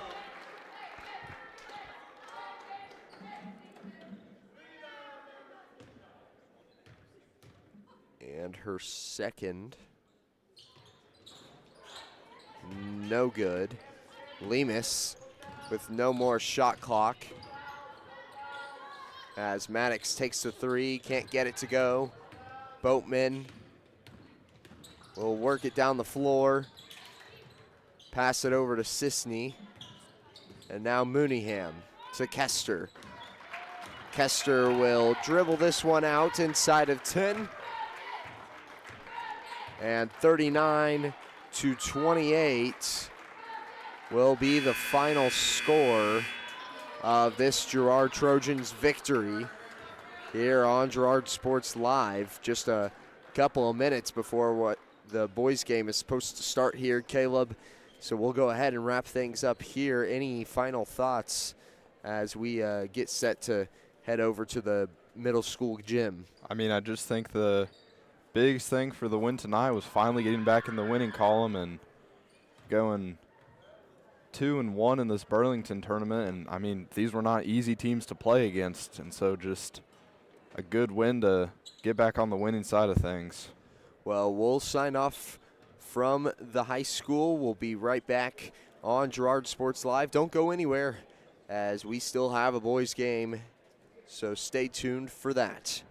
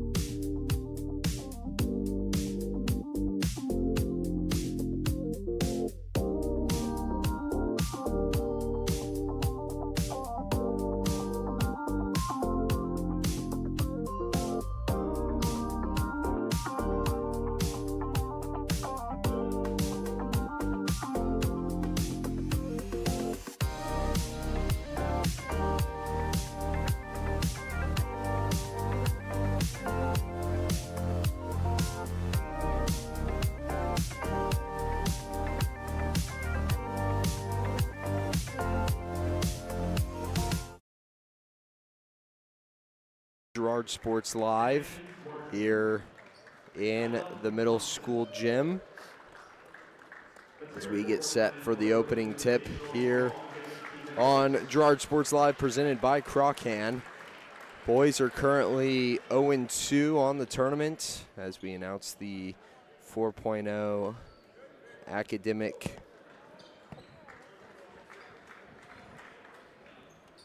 honors for the Burlington tournament. And now for our starting lineups. We will alternate. For our visitors on the scoreboard, Girard. And they will announce our starters here. So Caleb, while they're doing that, let's talk a little bit about this boys team, what has gotten them here, and then also what they're going to need to do today to change up the narrative and start to take down this victory. Yep, so looking at this bracket, with this being the last day of games being played, Girard had lost to to Sabetha on Tuesday, and as of yesterday, we had lost to Silver Lake, leading us here to play for 7th place against Labette County. On the other side of the losing bracket, Labette County had played against Independence, lost, played against Burlington, lost, and here they are playing against us in this final game of the losers bracket. And going into what you had said about what it will take to win, I think the big thing is kind of playing aggressive and getting the shots inside that you need to fall. And that's going to be something that I think the boys have done a good job of recently and throughout this tournament. It was something that you don't want to say it was a concern, but it was something that the team had struggled with a little bit. And so the big thing is just getting back to that and making sure that you can play your brand of physical basketball that multiple Girard teams in the past have kind of been known for. And the big thing for this team is just getting good shots and making good passes to your teammates and playing as a team instead of just playing as one person individually. So we're getting right into the action here. Didn't have much time for a pregame, but the opening tip-off is brought to you by Farmers Bank. Farmers Bank is proud to have helped with the growth and development of the communities we serve. Farmers Bank is looking forward to a brighter tomorrow. Farmers Bank with locations in Hepler, Walnut, St. Paul, and Girard.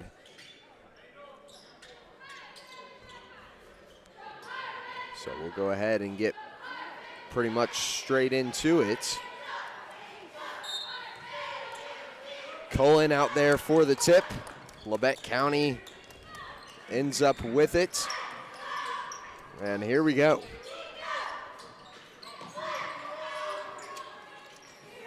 They're swinging on the perimeter. Here's a three-point shot early off the hands of Kane Nash. Won't go, and now Girard takes over, moving it down the floor with speed. Yesterday we saw Perrin Stevens really take control early. See if that trends to be the same here today. Floater and cashed in for two from Nolan Nash. Puts first points on the board in this contest. They move it to Stevens. Inside to Smith, and good for two. Fighting through some physicality on that one.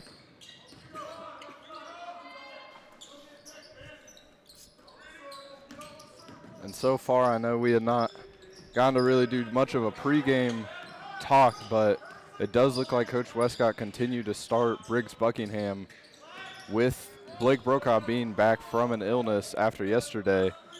However, he is still on the bench at least to start this game. Might still be feeling some of that fatigue. Sickness can do a lot of damage to the body, so may just be there more for moral support or whatever, but we'll see as this game develops. I do have insider information about this one, and Blake had said today that he was feeling pretty good and ready to play in this game. Cullen tries to drive, and ball gets knocked out of his hands on a foul. So now Cullen, I was going to say Cullen was headed to the line. Everybody was in formation for some free throws, but that won't be the case. Inbound gets to Stevens, and now they'll work around the perimeter. Buckingham's pass inside. Smith tries for his shot, can't go for two. Now pump fake three, driving and off of the rim and out of bounds on Cullen. That was Heston's attempted shot from the Grizzlies.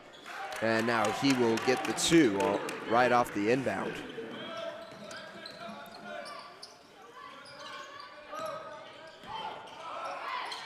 Smith flips it to Stevens, and his pass inside is popped out of bounds as well.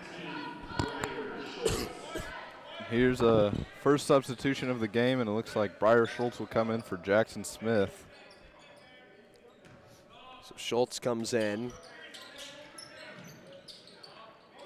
Motion inbound, Burke gets it into Stevens, who has to climb the ladder to get to it.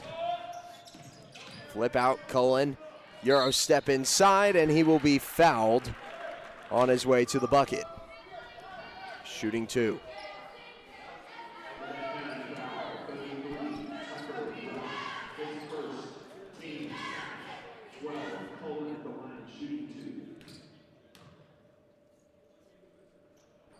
Cullen's first off the mark.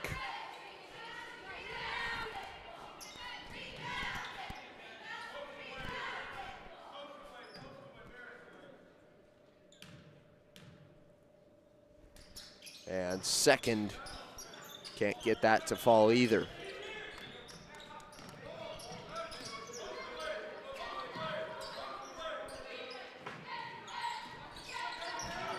Working the offense, Heston's trying to get down to the block. His fading two, can't go. Buckingham now outside the perimeter. They swing it to Burke. And now inside to Cullen, and it was last touched by Bates.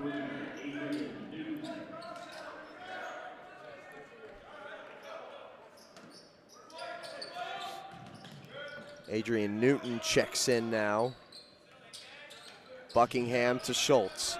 Schultz tries to work his way in the paint, and a jump ball will keep the ball there with Girard, but not without a change in possession arrow. Buckingham for three, can't go. Off the top of the backboard, just a bit too much. Pass inside, looked good. No good on the basket from Nash, and the putback won't go either. Schultz tries to knife his way inside, and he gets it. 4-4.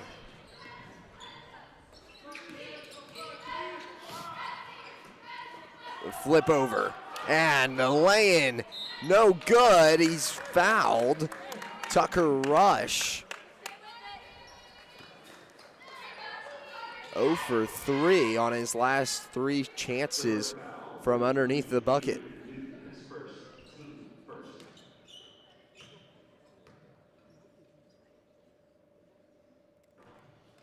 And now it's just a bit of a curse here.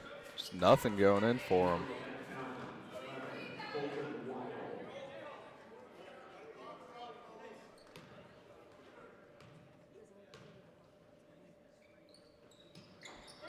Finally gets his free throw to go. After the foul from Newton, that was the first Girard foul. Stevens and Cullen flip it over to Buckingham, and now the quick passes open up the defense. Stevens can't get the buckets. So now fast break transition ends up in 2 for the Grizzlies. Trying to break the full court press. Buckingham steps back 3, gets it.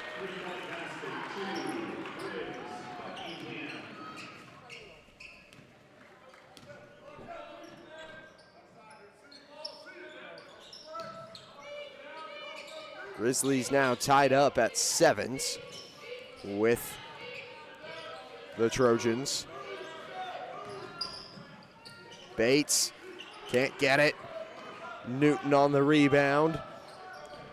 Now we'll take it all the way down the floor. Stevens flips it over, and now they'll try to work it inside. Schultz gets the recovery, and Stevens drops in another 2. That was a good assist by Briar Schultz to find Perrin on the inside.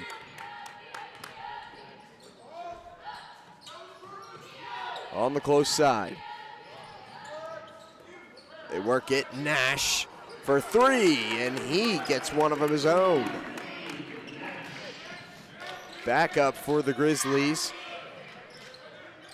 Girard still fighting against the full court press. It's a 2v4, and that's exactly what you want if you're going against the full court press.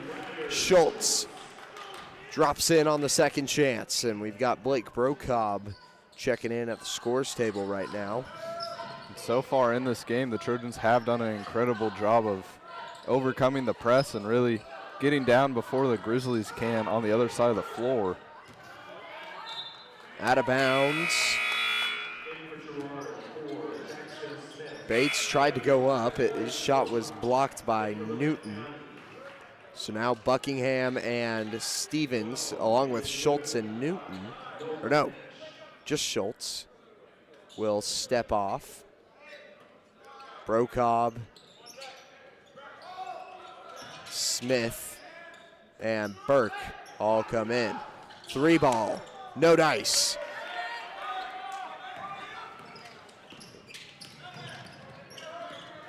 Smith, they work it into Cullen. And no good. This one's stripped away from Nash. He recovers it well, gives it over to Heston. And now Bates tries to drive in for 2 and gets it to fall. 11-12, kickball violation as that one goes out of bounds off of the foot of Nolan Nash.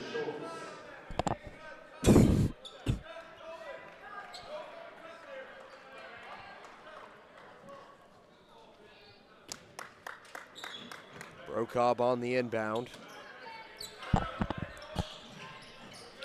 Still going against the full court press. Brocob over the top. Smith now trying to work his way underneath. Can't get it. Bates goes up against Brocob. He's fouled.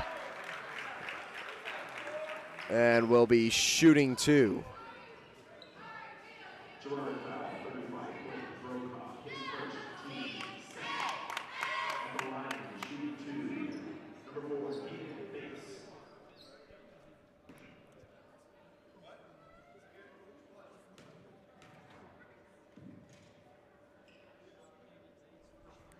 First one's good from Bates.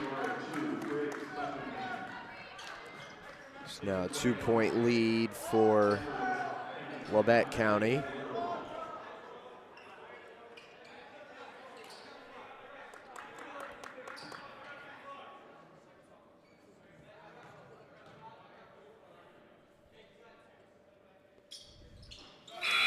And he extends it to 3, 14-11. Minute 14 remaining here in the first. As Schultz gets it in on the inbound. Buckingham. Back to Schultz. And now the swing on the perimeter is intercepted by Nash, and it's hard off the glass.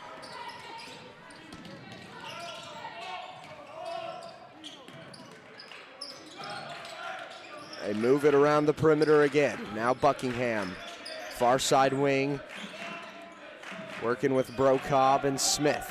Schultz now takes his place in the motion. Buckingham inside to Burke. Burke off the glass, no good. Schultz with the rebound and put back. Gets another 2 for the Trojans.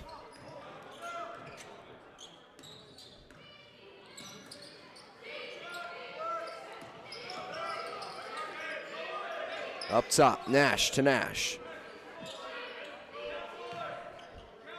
No more shot clock. Inside of 10 seconds left in the first. 5. Nash to Nash. Nash sidestep 3.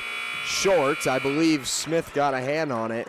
And that will conclude the first quarter of action. 14-13 is the score. We'll be right back after this break with the second quarter. Don't go anywhere.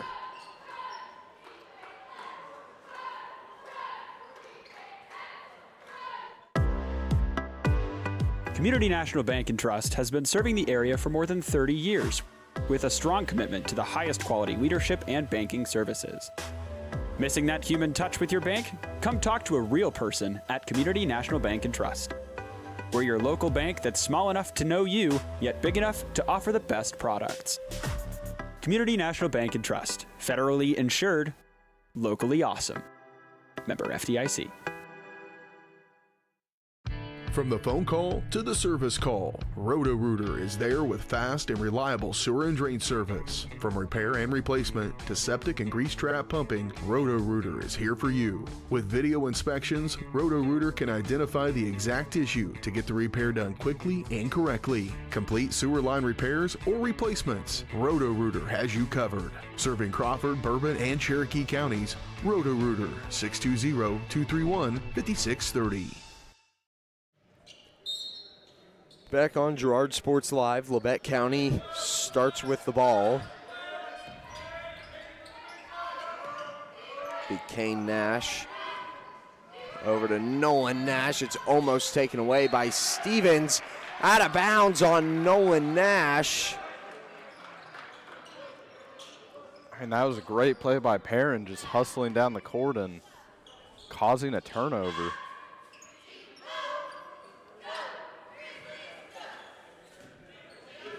Now the inbound goes to Buckingham as he will set up the offense.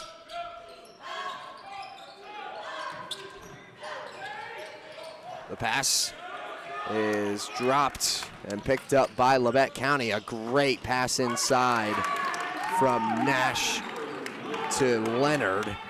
Gets a 2. That went past probably 3 Girard defenders there. Buckingham gives it over to Cullen, who works underneath in the base and gets a 2 for himself. 16-15 is the score, and now we're only a minute into this second quarter. And so far, the boys offensively have been making great passes inside and finding the open man down low. And that's something that I think if that can stay consistent, that'll help this team grow a lead and hopefully get a lead. Nash over to Nash. Back to Nolan Nash. 5 seconds on the shot clock. He takes a shot for 3, shot clock violation, and that'll be Girard ball. Checking in for the Grizzlies is Bates, Garton, and Heston.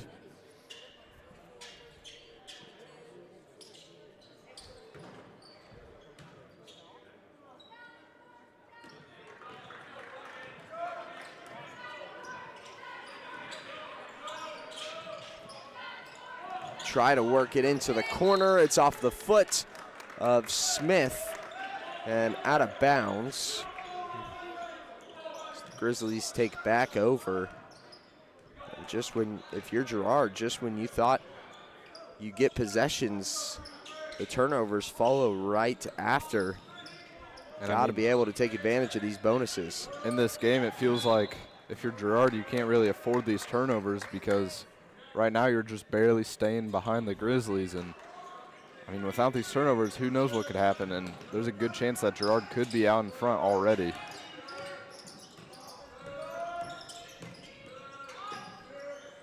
They flip it down low to Heston, and Heston gets the 2.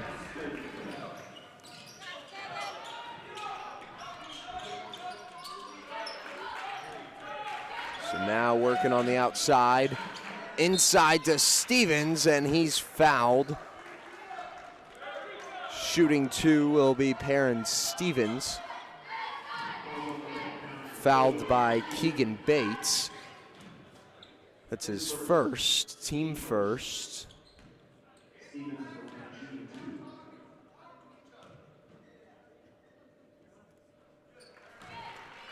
And Stevens knocks down free throw number 1.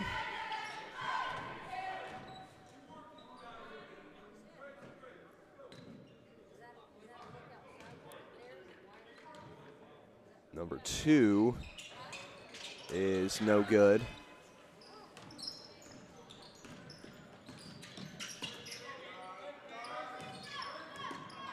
Nash tries to pass it across the court to Garton. Smith too tall. Will snatch it out of the air, and now Bates with another fast break. Went too hard off the glass last time. This time just barely babies it in. Pass to Stevens. Kind of rattles the defense here. Now trying to work it to Cullen. Stevens over to Buckingham.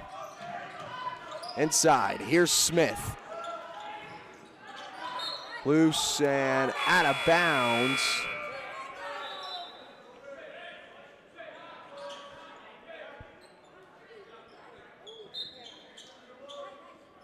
They'll say it stays with Girard.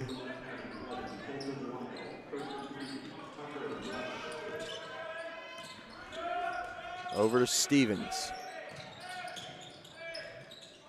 Stevens cannot get it to go on the layup, and now a foul after the fact.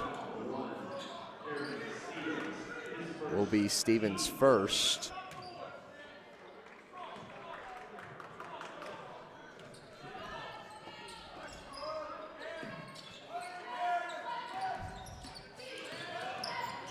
Pass is deflected and taken away. Smith drives inside and drops in a 2. Timeout called, so we will take a moment.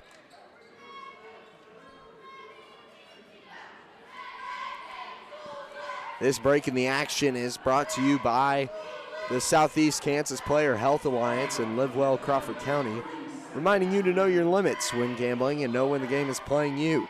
If you or someone you know has a gambling problem, call 1-800-GAMBLER or 1-800-426-2537 for free assistance.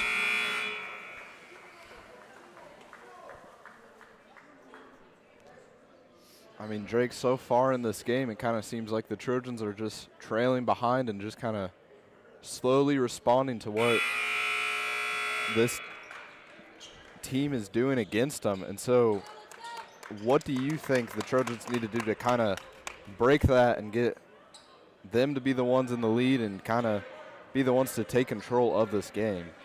I mean, I feel like they're working the ball really well on offense and getting the inside looks, just getting those down, trying to, limit the turnovers. Obviously, I feel like that's kind of the outright easiest thing to say, but other than that, I would just say being strong with the ball, just making sure that when you're driving, you're being strong with it, and you're making sure that you're constantly hanging on to it, making sure you're protecting it. Don't just give the ball up on the inside. Don't let it slip out of your hands and hit your foot and go out of bounds. And then also just rebounds, giving yourself that second, third opportunity, as well as cutting the opportunity short for Labette County, I think is very important.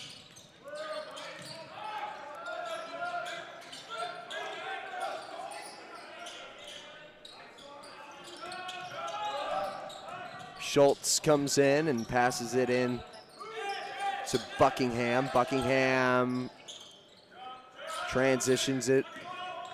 So now here's Schultz. Stevens. 10 seconds on the shot clock. Schultz. Smith. 5 seconds. Smith's shot off the glass, nothing else.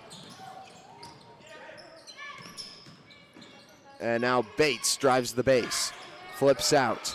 And Buckingham will be called for a foul here.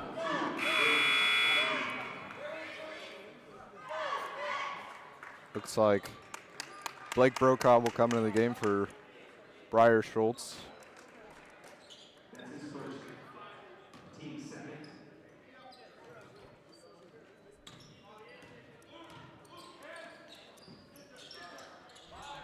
Nash over to Steig. Steig over to Nash. Now Heston. Steig driving, his shot blocked by Cullen. Smith, the transition is tapped out of bounds. Will stay with Girard in this one possession game. 2018.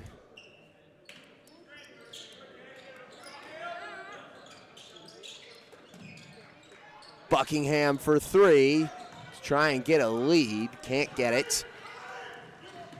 So now transition bucket, and no, they won't even get a shot off. Buckingham fights through, tries for his layup and can't go. So here's Bates, flips it to Nash underneath, and finally breaks the drought between these two teams, 22-18.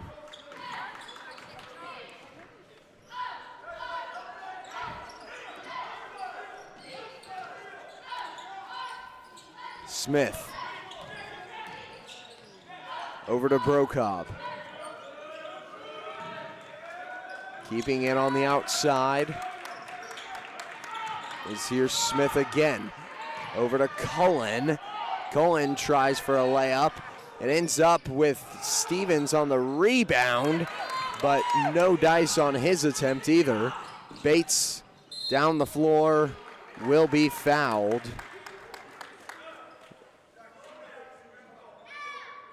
And now we'll head to the line to shoot two.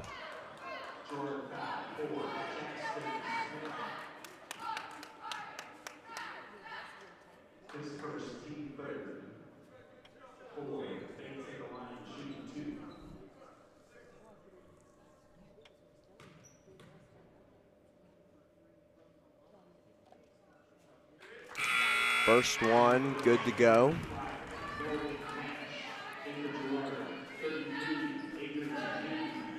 Just under 2 minutes remaining here in the first half. Minute 56. Girard trailing by 5.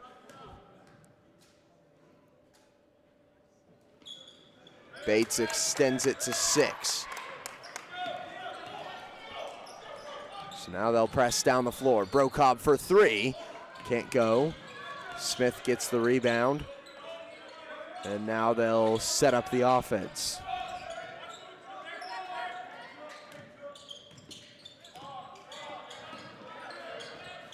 Pass inside to the elbow, and he was looking for Buckingham on the backdoor cut. I think Buckingham got tangled up or something on that play.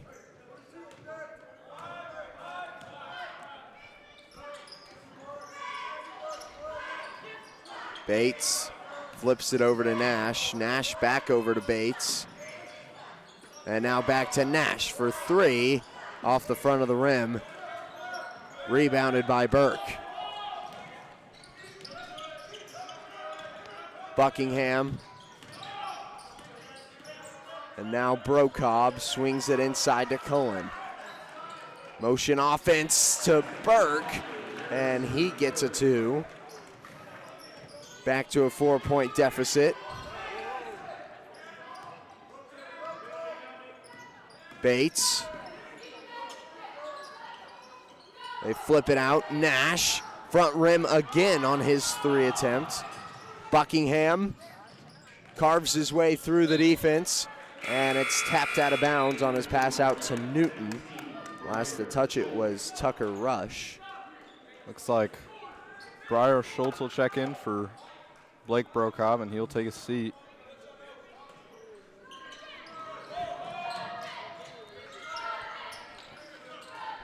And another pass taken away. Fast break points as Bates,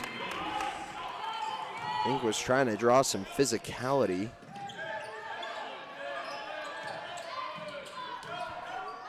.20 seconds left. Newton to Cullen. Cullen outside. Burke for 3. Rebounded by Rush. Inside of 10 seconds remaining. Pass over to Bates. Bates takes his 3 chance, and it won't go. Schultz slings it, and watch out, cheerleaders. That one was coming in hot. 26-20 is the score. We'll take a break, and we'll be right back with halftime stats and analysis after this.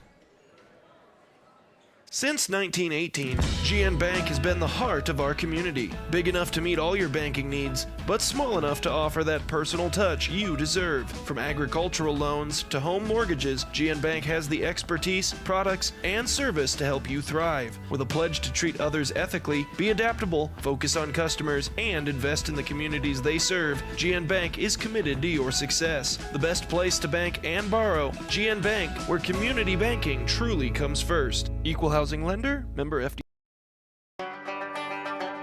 You've heard go big or go home. At Big Iron Auctions, you can go big from home. With thousands of pieces of equipment, active auctions, bidding at your convenience, and an easy-to-use site, BigIronAuctions.com can help you grow big. Call Tyler Jackman at 620-404-8115 to see how Big Iron Auctions can help grow your operation. Bid now, list now at BigIronAuctions.com. Welcome to Homestead of Girard, assisted and independent living right here in our hometown. At Homestead, seniors enjoy compassionate care in a community designed for comfort. Licensed professionals provide support with daily activities, dressing, bathing, and medication management. Residents enjoy home-cooked meals and the comfort of their own private apartment. Call 620-724-6760 to schedule your tour today. Homestead of Girard, senior living with compassion, comfort, and community.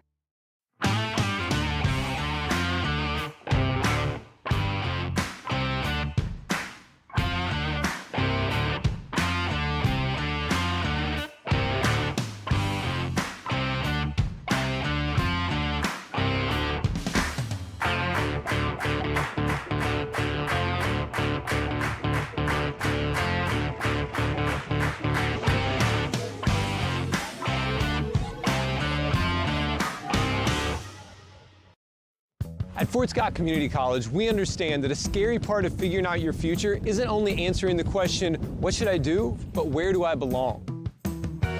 Maybe you belong here, preparing for a career in healthcare as part of Fort Scott Community College's nursing program. Or maybe you belong on stage as part of the Hounds band or theater department. I don't know where you've been or where you're headed, but I know we're saving a spot for you because you belong at Fort Scott Community College. Hi, do you offer insurance bundling? Enter authentication code to start transaction. Where would I get the code? Please enter code. Okay. Sometimes humans are just more helpful. Wrong. Let's talk about bundling and see if there are other ways for you to save with a super check. That sounds great. Here, take a look. Farm Bureau Financial Services. It's your future. Let's protect it. Call Judd, Lori, Ginny, or Amber in Girard today.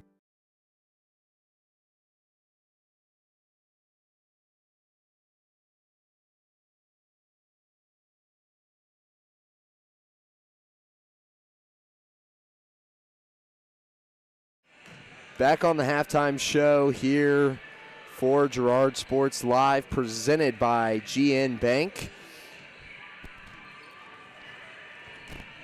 They've been providing customers with the highest quality services in a friendly and personal way for over 100 years. Personal, business, or agricultural needs, turn to GN Bank.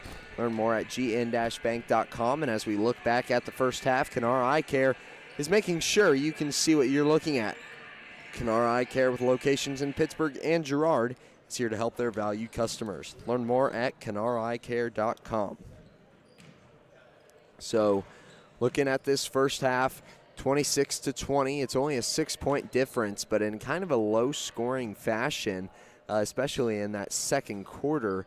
Caleb, what happened to this boys team that has kind of led this score to be the way that it is? I mean, the Grizzlies being up by 6, that kind of came from just that last little run there in the end of the second quarter, with the Grizzlies having about, I mean, they were only up by 2, and then with almost a minute left, they were up by 4 in kind of the blink of an eye. And so the big thing for the Trojans is just kind of, you can't let that happen. You can't let the other team just get a lot of points real quick and then hope to just crawl back, because so far in this game, the Trojans haven't been able to overcome that 2 or 4 point lead that the Grizzlies have really had pretty much all game. And so the big thing that I think the boys will need to do is just get good looks inside and get good shots from around the perimeter if you have those shooters like Blake Brokob or Briggs Buckingham that are definitely capable of making about half of their threes. That way that if you have an outside shot, you have a chance of it going in. And the big thing is just making sure that you're limiting the other team's scoring ability on the defensive side of things. And then the thing is just turnovers. And that's the thing that we say all the time, of just, you can't have silly turnovers yourself, and you can't let the other team force turnovers, because there's been about 3 times that the Grizzlies have had a fast break opportunity just based off of a bad pass or some fault of the Trojans that have led them to get those easy points. And with 2 of those times, them really making those buckets count, I mean, without those, the Trojans would be down by 2, or, I mean, just certain things like that where this game could either be tied or just be less of a lead for the Grizzlies going into the second half. Yeah, I mean, I feel like there's been a lot of opportunity here for the Trojans in this first half to try and get a couple of buckets here and there. They've had some really good shot looks, and just hasn't really fallen, and things just really not falling into place for them. As you know, as for the Grizzlies, on the other hand, I would say they're really not performing to a stellar level either. 26 points is not anything to really, you know, sit back and go, oh, I'm, you know, real intimidated by, but it also isn't a low score either. So you've got to keep your head up if you're the Trojans and think, you know, Grizzlies aren't really doing much with the ball either. We're only down 6. And to come back in this game, I mean, 1 bucket could really kind of kickstart something to bring you back into it. We'll see what head coach Rod Westcott has in store for us here in this second half. We'll take one more quick break, as those halftime stats were brought to you by B&B Excavating. The numbers don't lie, dirt is heavy, so trust the guys at B&B Excavating to move what needs moving. Specializing in septic systems, waterline install and repair, driveways, rock hauling, and leveling. B&B Excavating, call 620-724-2735. We'll be right back. Thanks to your support, Kenara Eye Care has expanded. With double the space, they offer more exam rooms, larger optical selection, and extended hours to fit your schedule. And with the latest technology, they can quickly diagnose any eye-related issues. All patients are welcome at Kenara Eye Care, the clear choice for your family's vision. A partner in your fields and in your success. That's what you get with Murphy Seed. Channel seedsman Matt Murphy knows your field and can recommend the elite seed products designed to perform in your area, maximizing the profitability of every acre. And now Matt's care for farmers goes beyond seed as an agent for the new 4-state Farm and Ranch. From the best inputs available to the protection you need, call Murphy Seed at 620-249-6419. Your partner at every stage. Matt Murphy at Murphy Seed. From the phone call to the service call, Roto-Rooter is there with fast and reliable sewer and drain service. From repair and replacement to septic and grease trap pumping, Roto-Rooter is here for you. With video inspections, Roto-Rooter can identify the exact issue to get the repair done quickly and correctly. Complete sewer line repairs or replacements, Roto-Rooter has you covered. Serving Crawford, Bourbon, and Cherokee counties, Roto-Rooter, 620-231-5630. At Girard Medical Center, our physical and occupational therapy department is dedicated to helping you bounce back stronger. Whether you're recovering from an injury, surgery, or just want to move better every day. From student athletes to seniors, we provide personalized care and expert support right here at home. To learn more about our therapy department and our other services, visit GirardMedicalCenter.com, a proud supporter of the Girard Trojans and your hometown team for health and healing. Rooted in rural, focused on you. Siebert back to pass. Lehman diving for the end zone, and they get the listing. Lehman passes off to Siebert on the far wing. Siebert the lob, and Lehman with the alley-oop dunk to close the deal. Lehman a hard hit ball to left field. Siebert is at the wall, and they close another one. Lehman Realty with another big-time win. Lehman Realty, proud to support the Girard Trojans. Our whole vision of becoming the four-state agency was because we want to be able to grow with our clients, whether they have a lake house in Oklahoma, whether they're starting a business and expanding into Arkansas. We want to make sure that they're taken care of, whether it's home, auto, financial services, or even life insurance. Back for the third quarter of action underway as the Trojans start with the ball. Buckingham trying to maneuver around the defense. And now here's Stevens at the top of the key. They move it to Buckingham. Long three. It's short. And who was the last to touch it? They'll say Girard was.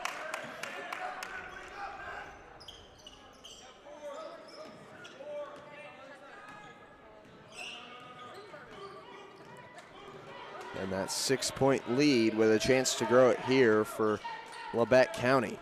And for the Trojans, you want to start scoring pretty quick because you don't want a dry spell and let this Grizzly team grow an even larger lead than they already have. Nash does just that. Knifes down another three.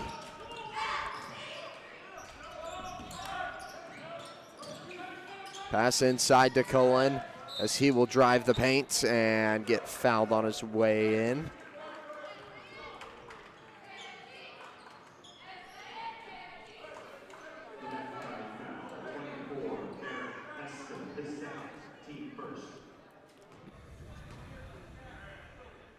First one is off the mark from Cullen.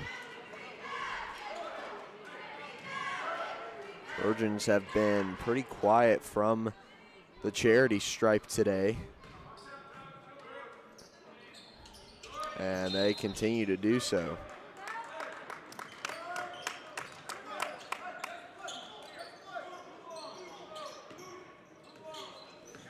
Westcott getting fired up a little bit, trying to get these guys going. Minute into the third quarter. Rush kicks out, back in, and now Rush for two, and he will get it. And I mean, for this boys team, it's kind of like what we had said before. It's just got to get one bucket to fall, and that's whenever hopefully the rest come with it. Burke travels on his way inside. Another turnover by Girard.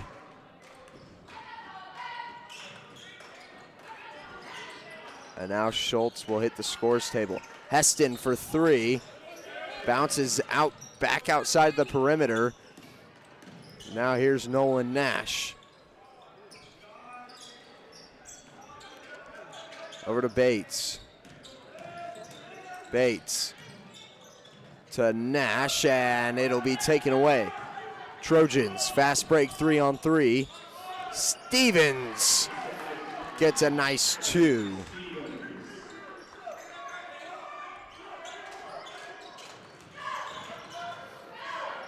And a quick answer from Heston keeps that lead at 11 points. Smith up top to Buckingham, and they'll move it around. Quick passes, bounce inside. Buckingham pulls up free throw line, can't go. Rebound Stevens, and he gets another acrobatic 2. 24-33, it's a 9-point game. We'll take a break, and we'll be right back after this with this timeout. A partner in your fields and in your success. That's what you get with Murphy Seed. Channel seedsman Matt Murphy knows your field and can recommend the elite seed products designed to perform in your area, maximizing the profitability of every acre. And now Matt's care for farmers goes beyond seed as an agent for the new 4-state Farm and Ranch. From the best inputs available to the protection you need, call Murphy Seed at 620-249-6419. Your partner at every stage. Matt Murphy at Murphy Seed. 5:26 in the third. Girard down by 9, 24-33, as Schultz, Newton, and Brokob all take the floor at the same time. Smith, Burke, and Cohen will take a seat on the bench.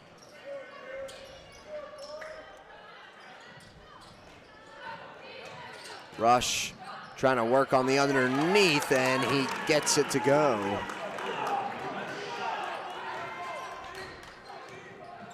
Stevens down the floor, and they'll work it over to Schultz. Schultz scanning over to Brokob. Now back to Schultz in the corner, as Stevens will take it back up top to reset. 13 on the shot clock. Stevens trying to drive inside, kick out, Brokob for 3, and he drains it. And that's how this team is going to get back in the league, of making good passes and finding each other and taking good shots. Off the hands of Rush on the missed shot. Will go out of bounds. It's an 8-point game.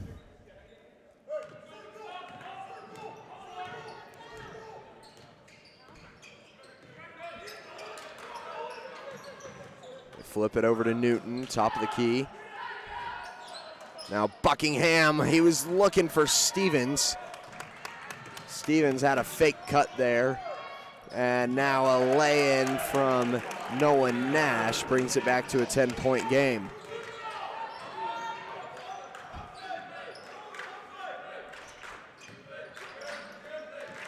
Brokob to Buckingham, his shot, no good. Newton can't get it to fall either. And now the transition for Labette County as Nolan Nash gets another 2 to tack onto the board.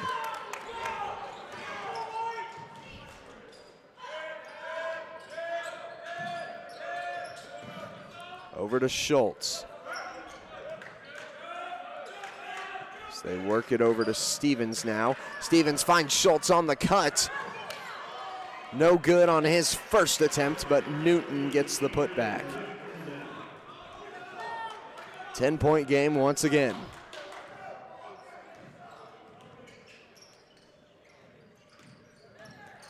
Driving is Bates. Bates, a very impressive shot there. Gets another 2 on the board for the Grizzlies. Fast-paced ball here from both of these squads. Brokob working his magic underneath, and he'll be fouled on his way to the rim. So far in this third quarter, Drake, the Trojans have kind of just let the lead grow, and so what do you think they will need to do to kind of cut that down and grow, even just shorten that lead back to maybe 6 where they were at to start this third quarter and just give themselves a chance in the fourth? It's been a lot of just turnovers, as well as just not being able to get the smart shot off. It feels like turnovers have really been the kicker here in the third quarter, though. Missed passes, miscues on cuts. I can count at least 3 like fake cuts that have cost a turnover for the Trojans. So I'd like to see that offense be just a little more uniform and that communication be much more tight.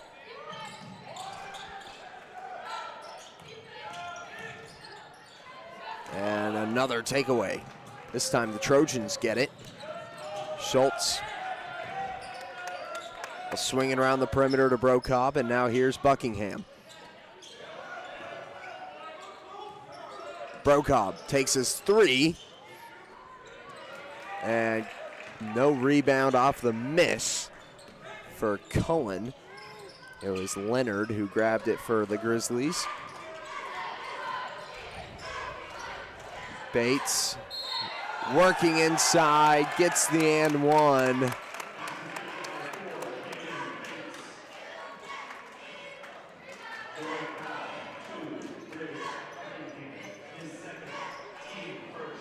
Foul goes against Briggs. His second foul as Brocobb subs out for Burke. And the three-point play is good from Bates.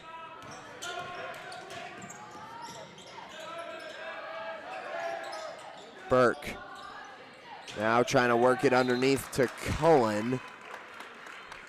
And that won't work.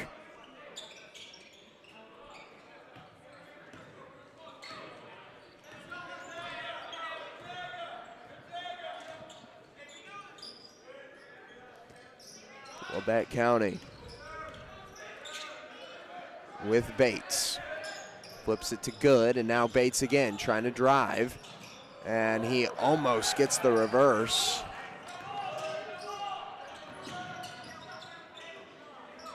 Smith over to Schultz.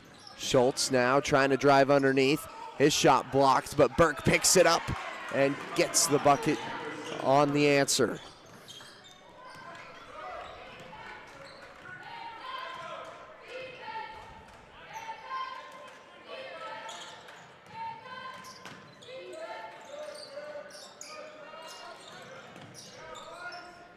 Nash now with it for the Grizzlies. Kicks out to Wheel. Wheel. His shot won't go, and he will be fouled.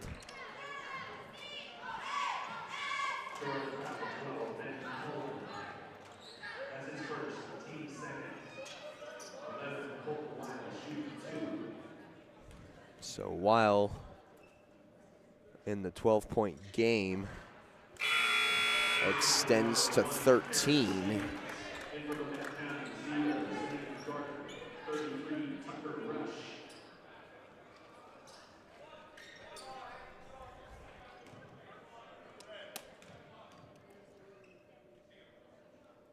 And now 14.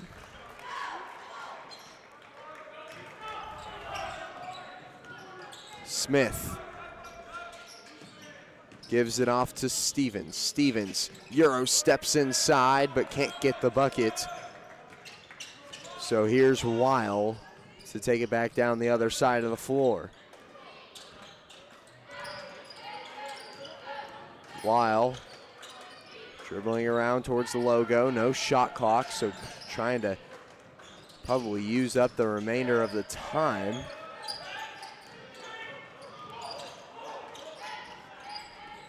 Weil takes a three and he gets it. Inbound makes its way to Schultz, but he can't get the shot off in time. It's a 17-point game as we head into the fourth. We'll be right back with the final 8 minutes of play.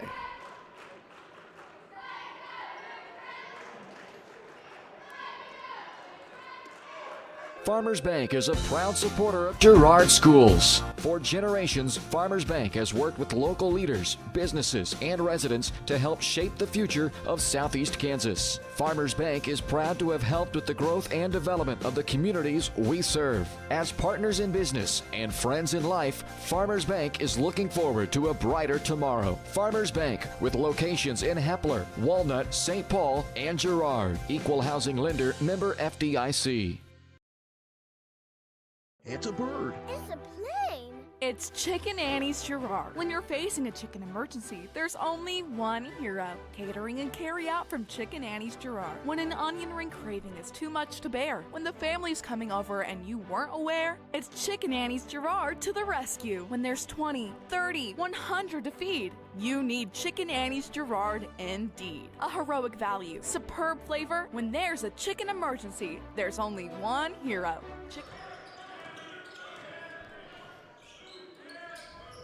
Weil still in the game here for Labette County, as that one's tipped out of bounds by Perrin Stevens.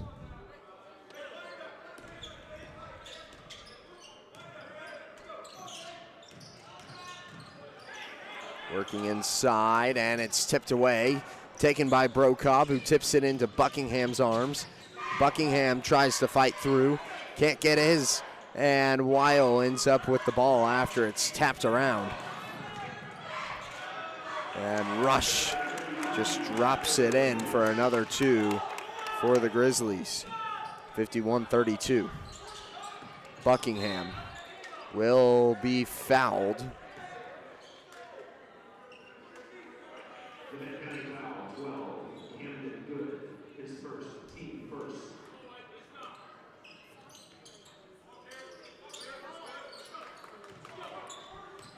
Good called for his first foul.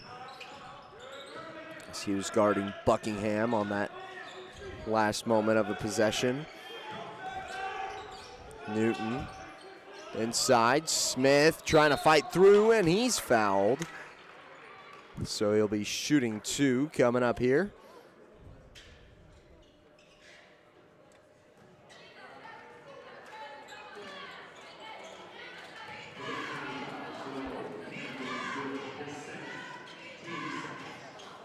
So that foul goes against Good again. His second foul. As Smith knocks down his first of two free throws.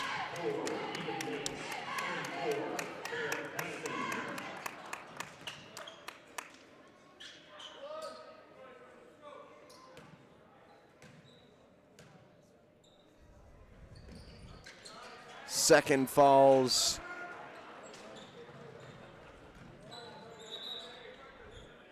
Right after, ball actually left the court for a moment.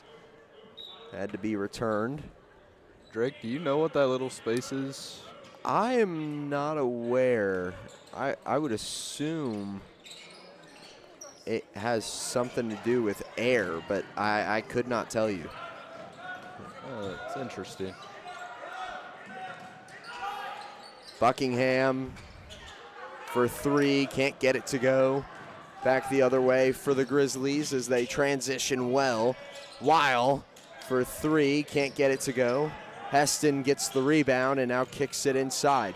Rush can't get his to go either, and Brocobb fights off Grizzly to maintain the rebound.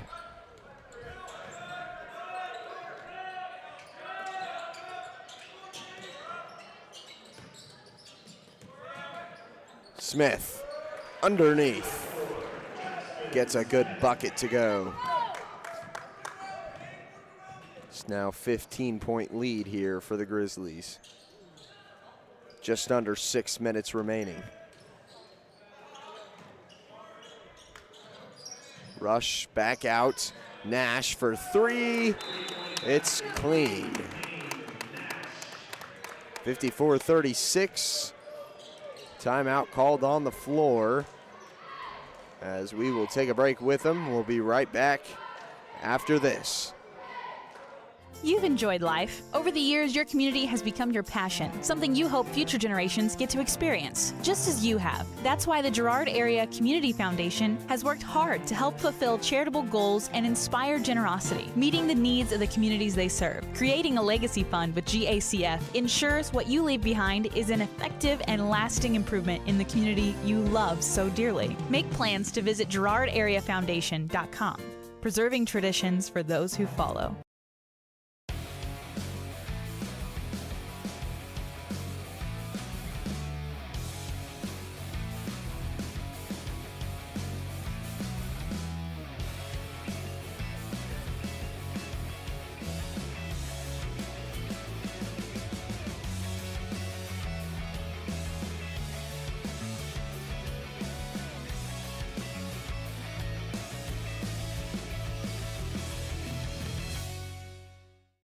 Here at Pittsburgh. Back on Girard Sports Live, 5:45 remaining here in the fourth. It is an 18-point difference. Girard inbounds it from the opposite side of the floor, and now Brocob pump fakes a three. They'll move it over to Smith, and now Cullen. Burke, Brocob. Brocob scanning, looking to dive underneath. They'll give it off to Smith. Smith working in the paint. That ball was tipped, and now it's taken out of his hands again. Weil on the fast break down the floor. Rush tries to drop in another two, and he can't get it. Rebounded by Smith. Burke. Brocob. Three. No dice. Cullen gets the rebound and gets a two for himself.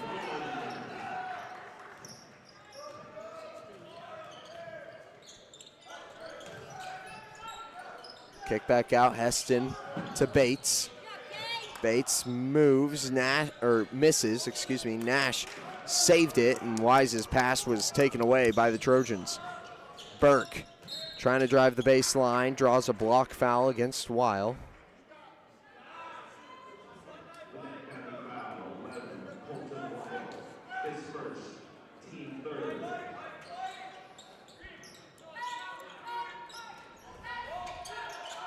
This ball was tipped as Bates takes it away on the inbound from Girard, and one.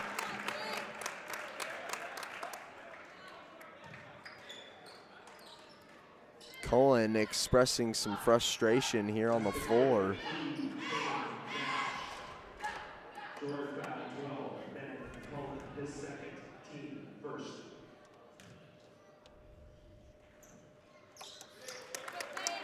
And Nash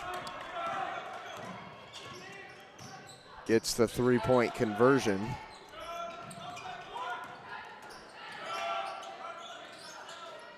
Brocob moves it. And Smith underneath. He'll be fouled on the shot. So now he gets to shoot two in response with 4:20 remaining on the clock.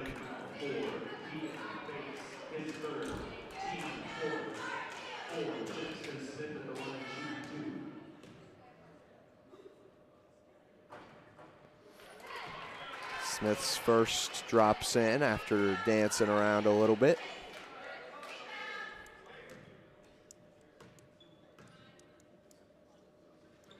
And his second, no rim.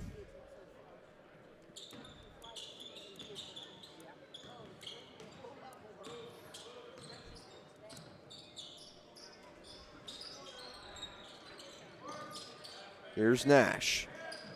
To Weil. Weil dribbles around, scanning for a passing opportunity, misses on the look to Bates, and Smith takes it down the floor and drops in a two.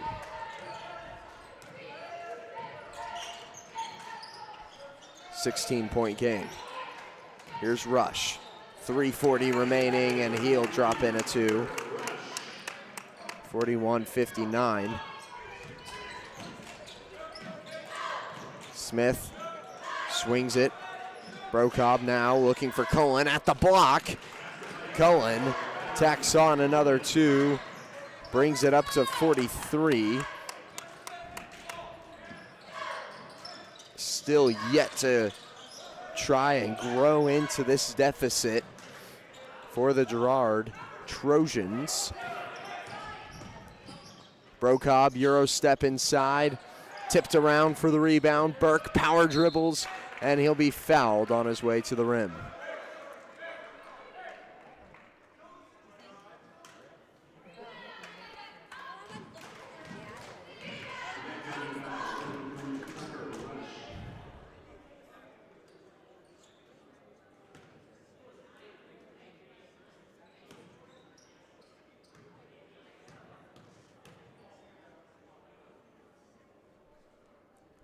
Burke's first is good.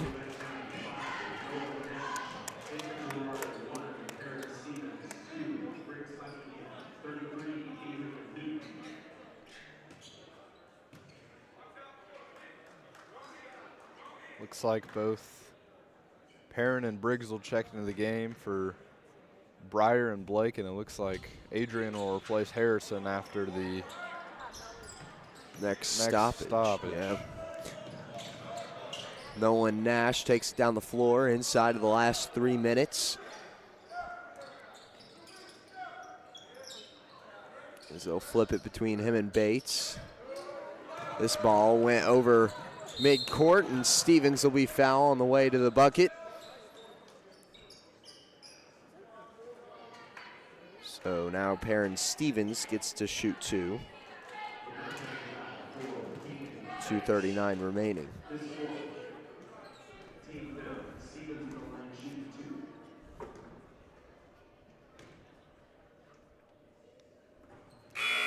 First one clean.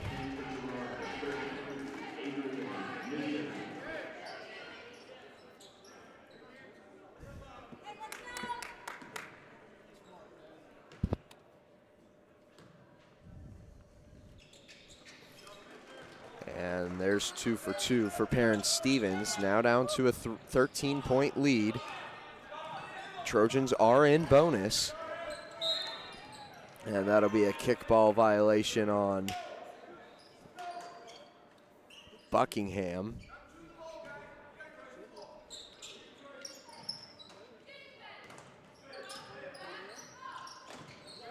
Driving is Nash, and his is pickpocketed. Smith now down the floor. Tries to carve up the right side. Tried to get his own rebound, but it was poked out. They'll draw up the offense from here.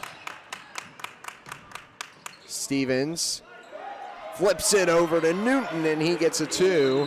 Only an 11-point lead now as it stands. And we saw yesterday against Silver Lake, Trojans put together a nice little comeback in that game.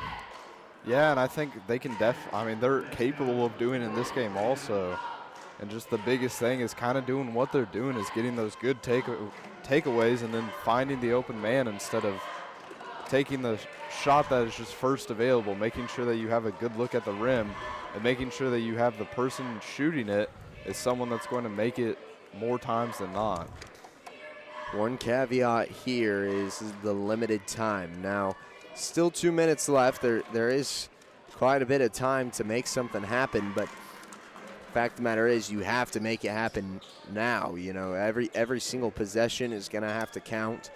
Pretty well have to score off of each takeaway or each missed basket from Labette County. And you can't let them grow it any further either. So this is a tough task, but it certainly is possible. We just saw them pull it back on a 7-0 run.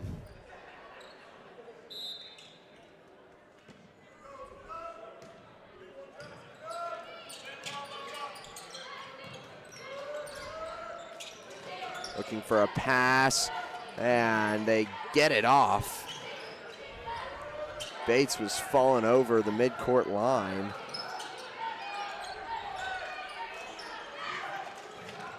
Work it to Bates again. He loses it. Flips it to Rush, and it's out of bounds.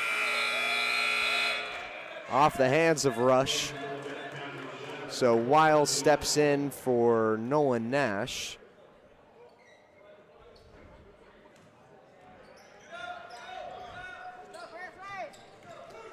Buckingham trying to save some time, lets the ball roll down the floor. Now they'll work it to Cullen. Stevens. Stevens pass inside to Smith. Baits the defender outside, and he gets another 2. We're inside of 10. 9-point game. We'll take a quick break, and we'll be right back after this.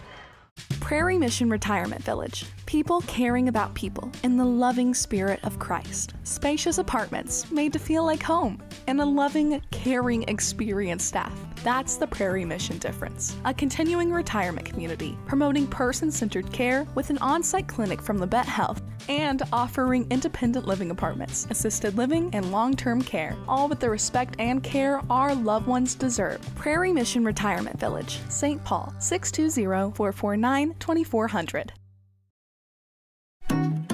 More than just your neighborhood pharmacy, Mathis Drug is your hometown partner in health.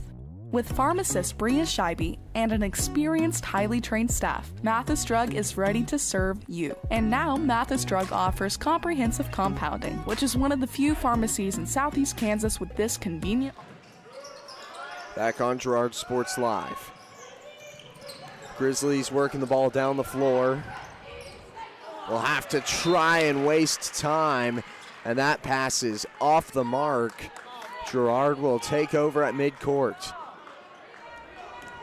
Gotta pick something up here, though. I mean, you're still running out of time. Minute 16 as Stevens tries to drive. His shot won't go.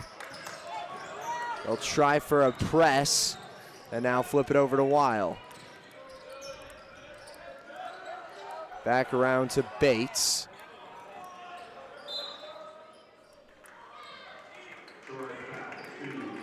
And now Buckingham called for a foul.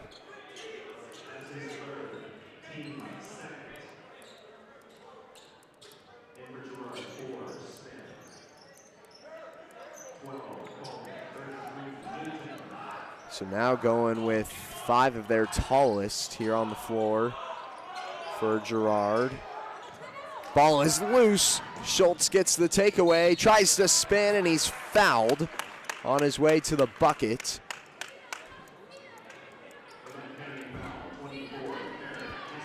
And for there to really be a chance, I think this one might be out of reach at this point. It seems like if we just had 1 or 2 more minutes left on the clock, it'd be more possible. But, I mean, the Trojans really in these last couple of minutes seem like they've taken over the game, but I just don't think there's enough time left on the clock for really a possible comeback to eventually happen. Need some kind of miracle. Schultz gets his second to go. So now it's an 8-point game.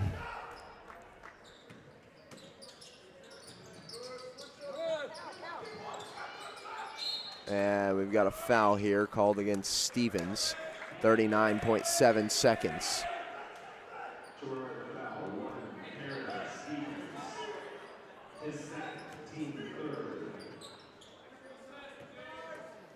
Inbound again. Scanning, and they give it to Bates. Bates will be fouled again. And another inbound coming.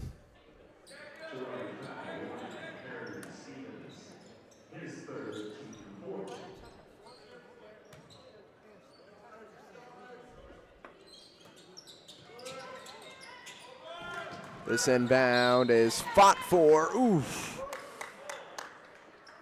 Bates nearly collides with the bleachers. Actually, he does collide with bleachers, but nearly a little bit harder than it was.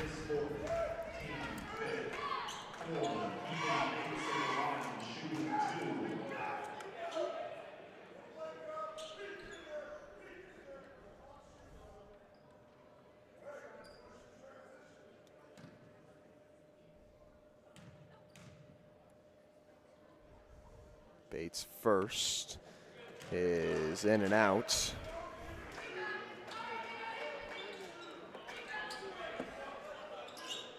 With that miss, if he makes it, it still stays a 3-possession game. And misses that as well. So now Smith trying to push the narrative here. Brocob for 2, gets it to fall. Timeout called by Coach Westcott. It's a 6-point game after the 2 misses from Bates. I mean, this is starting to get a little bit interesting.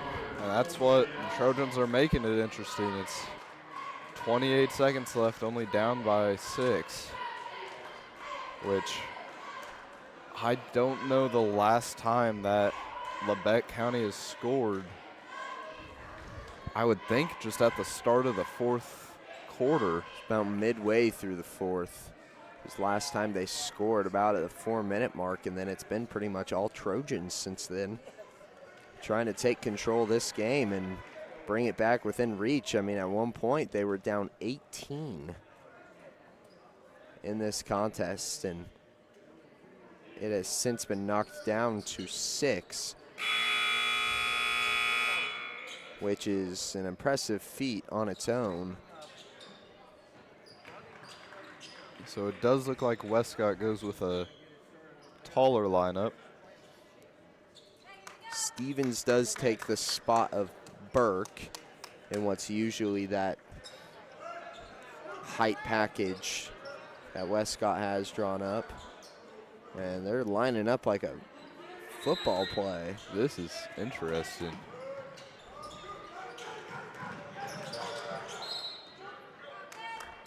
And trying to grab the ball was Jackson Smith. Gets called for a foul. Burke, Brocob, and Buckingham will all hit the scores table. And I think with a singular make here, Bates pretty much writes this one off.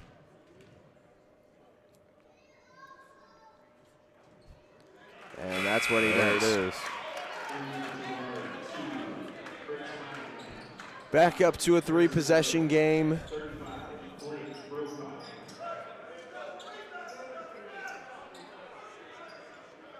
And like I said, I think with just one more minute, this game would be completely different. And Bates gets his second to go as well. 26 seconds and counting. Smith will be fouled. Now he'll get to try to retaliate again.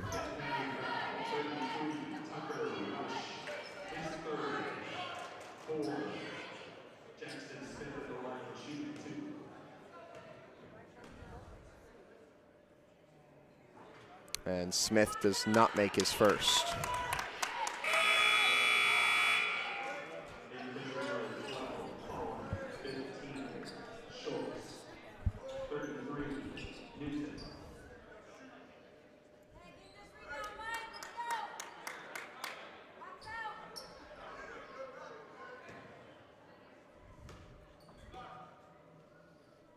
Smith, his second, no good. He'll foul what looks to be Kane Nash on the rebound, and now Nash with a chance to build it back to a double-digit lead.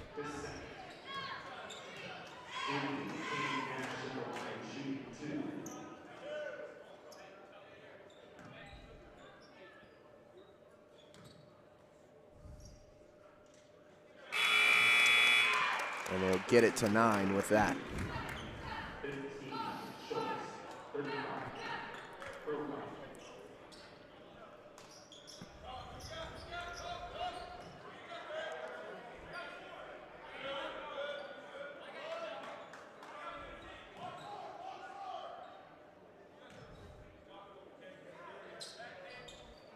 So the rebound after the miss.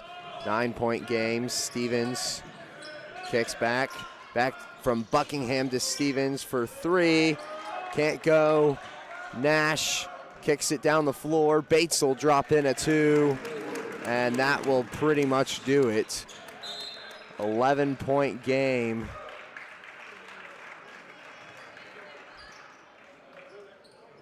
With 2 seconds remaining.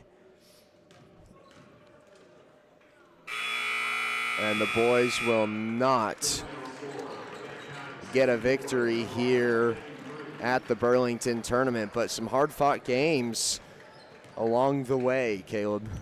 I agree with you. I mean, the boys had to go through Sabetha, who they might have been 5-5, but they're a good team and they play against good competition, so their record probably doesn't reflect on how their team is. Silver Lake was 8-2, another tough game, and finally Labette County being 6-3, just another good team in that higher district. And so it's a tough tournament, but I think it's a good tournament to play in to kind of get these boys ready for the postseason.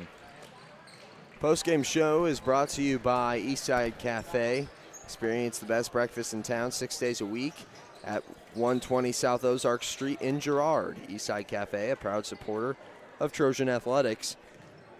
As we break this game down, it really kind of comes down to that fourth quarter. Or, well, I guess it would really come down to the third quarter where that difference was grown. The fourth quarter was certainly the better of them, and that has kind of been the case throughout this tournament. That third quarter crutch there, or kryptonite rather, for this Trojans team, as we saw that yesterday in their match against Silver Lake as well. And that's what, I mean, kind of exactly what you just said of just that Silver Lake game. It seemed like we were watching the same thing happen of just coming out of the half, the boys weren't ready exactly to get going like they normally are, and just that third quarter the other team was able to take over, and that's whenever this game really was lost. Well, with that, let's go ahead and transition to the shot of the game, brought to you by Bradshaw Collision and Repair. Bob Bradshaw offers refinishing, paintless dent repair, glass replacement, and more. Let Bradshaw Collision Repair get you back in the game. Call 620-724-7300. I would say, thinking about the shot of the game, my choice would be it was about second or third quarter, and I believe it was the second. And Perrin had a lay-in that was probably one of the best layups that I've seen in a while from the high school level. And I mean, just keeping up with Labette County, and I mean that shot never really had a big impact on the game, but it was definitely the most impressive shot that I remember seeing all night. Yeah, I mean, Perrin kind of showed off his acrobatics tonight with some pretty impressive layups and some very nice drives into the paint as well. I mean, just really playing really well, and he played some good basketball this week as well, just kind of as a whole. Got to give him credit where it's due. But as we talk about that player of the game, Caleb, who do you got on your list for today? I mean, everyone on the team seemed like they were playing well together. I don't know if you have one player that kind of stands out to you. Thinking about it, it's pretty tough to choose. I feel like Smith kind of took things into his hands there at the end of the game, so maybe a little recency bias there, and he really stepped up on the floor to try and give this team a chance to drive back and, you know, even try for a comeback in general, but just didn't kind of pan out the way that they may have wanted to. But I'd say we'll give it to Jackson Smith this evening as he was a big help in that comeback effort. Yep, I agree with you. I think he did great, and I really think that the team played well together. And although this was another loss, this Labette County team is a good team, and they're not even in 3A. So yeah, certainly. It's always good to stay close with some of those bigger schools, that just to know that you can compete with them whenever it comes to the playoffs, you're only playing 3A teams, so some of those maybe more competitive, bigger 3A schools, they kind of compare to this, and so knowing that you can play close to them is a big deal coming out of this tournament. Well, with that, we'll go ahead and take a break, and we'll be right back with the postgame show, or the postgame coaches interview, which is brought to you by Community National Bank and Trust. Serving the area for 30 years, stop in soon to pick up your very own Girard Trojan Instant Issue mascot debit card. Community National Bank and Trust is a proud supporter of Girard schools. Learn more online at mybankcnb.com. We'll be right back, ladies and gentlemen. Here at Pittsburgh Interiors, we are proud to be family-owned and operated, serving our community with quality style and service since 1999. Step into our showroom and explore furniture, flooring, window treatments, mattresses, and more. Whether you're designing a dream home, office, or simply just adding that finishing touch, our expert team is here to help. Discover why families and businesses have trusted us for over 25 years. Pittsburgh Interiors, where style meets comfort and family comes first. At Fort Scott Community College, we understand that a scary part of figuring out your future isn't only answering the question, what should I do, but where do I belong? Maybe you belong here as part of Fort Scott Community College's John Deere Tech program. Maybe you belong here as part of the perennial playoff-bound Greyhound baseball team.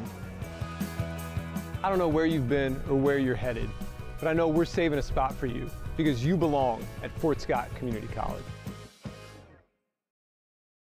Whether you're trying to make the most of the next harvest, navigating a changing business landscape, or planning for the next chapter in your life, the professionals at Prime Accounting Solutions are here to help. With 10 locations, Prime Accounting offers convenient, friendly accounting and tax services at a fair price. Payroll, bookkeeping, business planning, personal tax filing, and more. And now Prime is the place to go for insurance. Trojan fans can find us at 408B North Grand in Pittsburgh or call 620-232-7305. To find a location near you, go to primeaccounting.net. A partner in your fields and in your success. That's what you get with Murphy Seed. Channel seedsman Matt Murphy knows your field and can recommend the elite seed products designed to perform in your area, maximizing the profitability of every acre. And now Matt's care for farmers goes beyond seed as an agent for the new 4-state farm and ranch. From the best inputs available to the protection you need, call Murphy Seed at 620-249-6419. Your partner at every stage. Matt Murphy at Murphy Seed. There's a lot of choices when you think about buying crop insurance. One thing that's important to us is the roots and loyalty of where you come from and knowing who you can trust. And with all the obstacles that farmers are dealing with on a constant basis, we're there and we're living those struggles and we understand them. And we got to put bushels in the bin to provide for each family. And when that doesn't happen, it's good to know you have a good crop insurance agent to cover you when the hard times happen. More than just your neighborhood pharmacy, Mathis Drug is your hometown partner in health. With pharmacist Bria Scheibe and an experienced, highly trained staff, Mathis Drug is ready to serve you. And now, Mathis Drug offers comprehensive compounding, which is one of the few pharmacies in Southeast Kansas with this convenient on-site service. From medications to expert advice, call 620-261-9779. Mathis Drug Store, where community and care come together.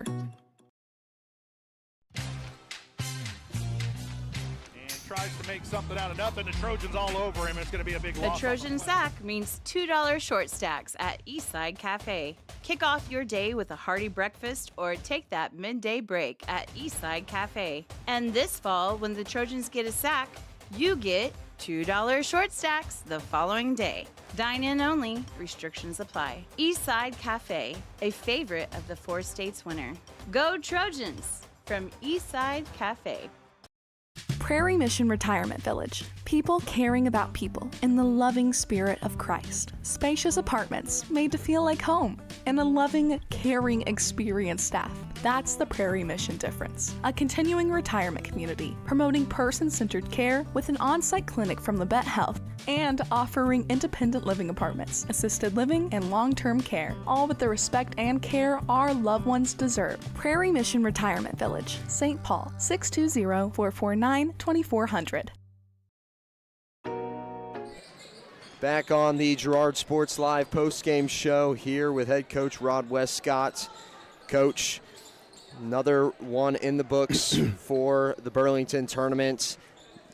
Of course, didn't go the way that you guys wanted, but you really fought there at the end of the fourth quarter. Seemed like the third was once again kind of your guys' kryptonite tonight. Do you have any thoughts on that? Yeah, we haven't come out very good at half the last couple nights, so not sure what to take from that, but we just need to stay out here and shoot baskets, shoot free throws and layups during half. But give the kids credit again. They played hard in the fourth. Yeah. We've got to have that sense of urgency for 4 quarters, though, and that's something we haven't had yet.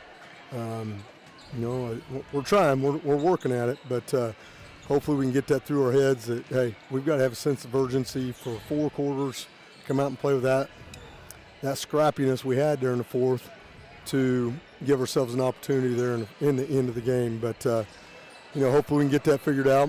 Doing some good things, but at the same time we had a lot of turnovers tonight that led to runouts. I think we gave up 12 points in the first half from us throwing the ball to them and letting them go down and shoot a layup. It should have been 14. The kid missed a layup. So we got to be better there with basketball. I thought they got out and defended us pretty hard there in the third quarter, and we were not very aggressive at attacking our defense. They kind of pushed us back out of what we wanted to do, and that showed, and that's where they made their big run. And we give up 20-some points, I think, in the third, and 23, they hit a 3 right there at the end of the third. So not a good quarter. Hopefully we can get that back and right the ship and get back Crawford County here before too long. So I don't want to talk too long. I know everybody's got a long ride home, so get home before the snow hits. Yep. Well, thank you, Coach, for joining us here on this postgame show. I'll wrap this up really quick and get you guys on the road, get everybody else on the road. So I appreciate your time here. Thanks, guys. And we look forward to broadcasting you further. Here we are signing off from the Burlington tournament. Me and Caleb. Caleb, any final thoughts here for this broadcast? Just let's get past tournament week and let's get back into the normal scheduled games. Of course. So we will look forward to seeing you guys next time here on Girard Sports Live. We are signing off for tonight. Everybody stay warm as the winter storm rolls in. Make sure you got your supplies you need before it's too late. So once again, thank you for watching, and we hope you all have a great night.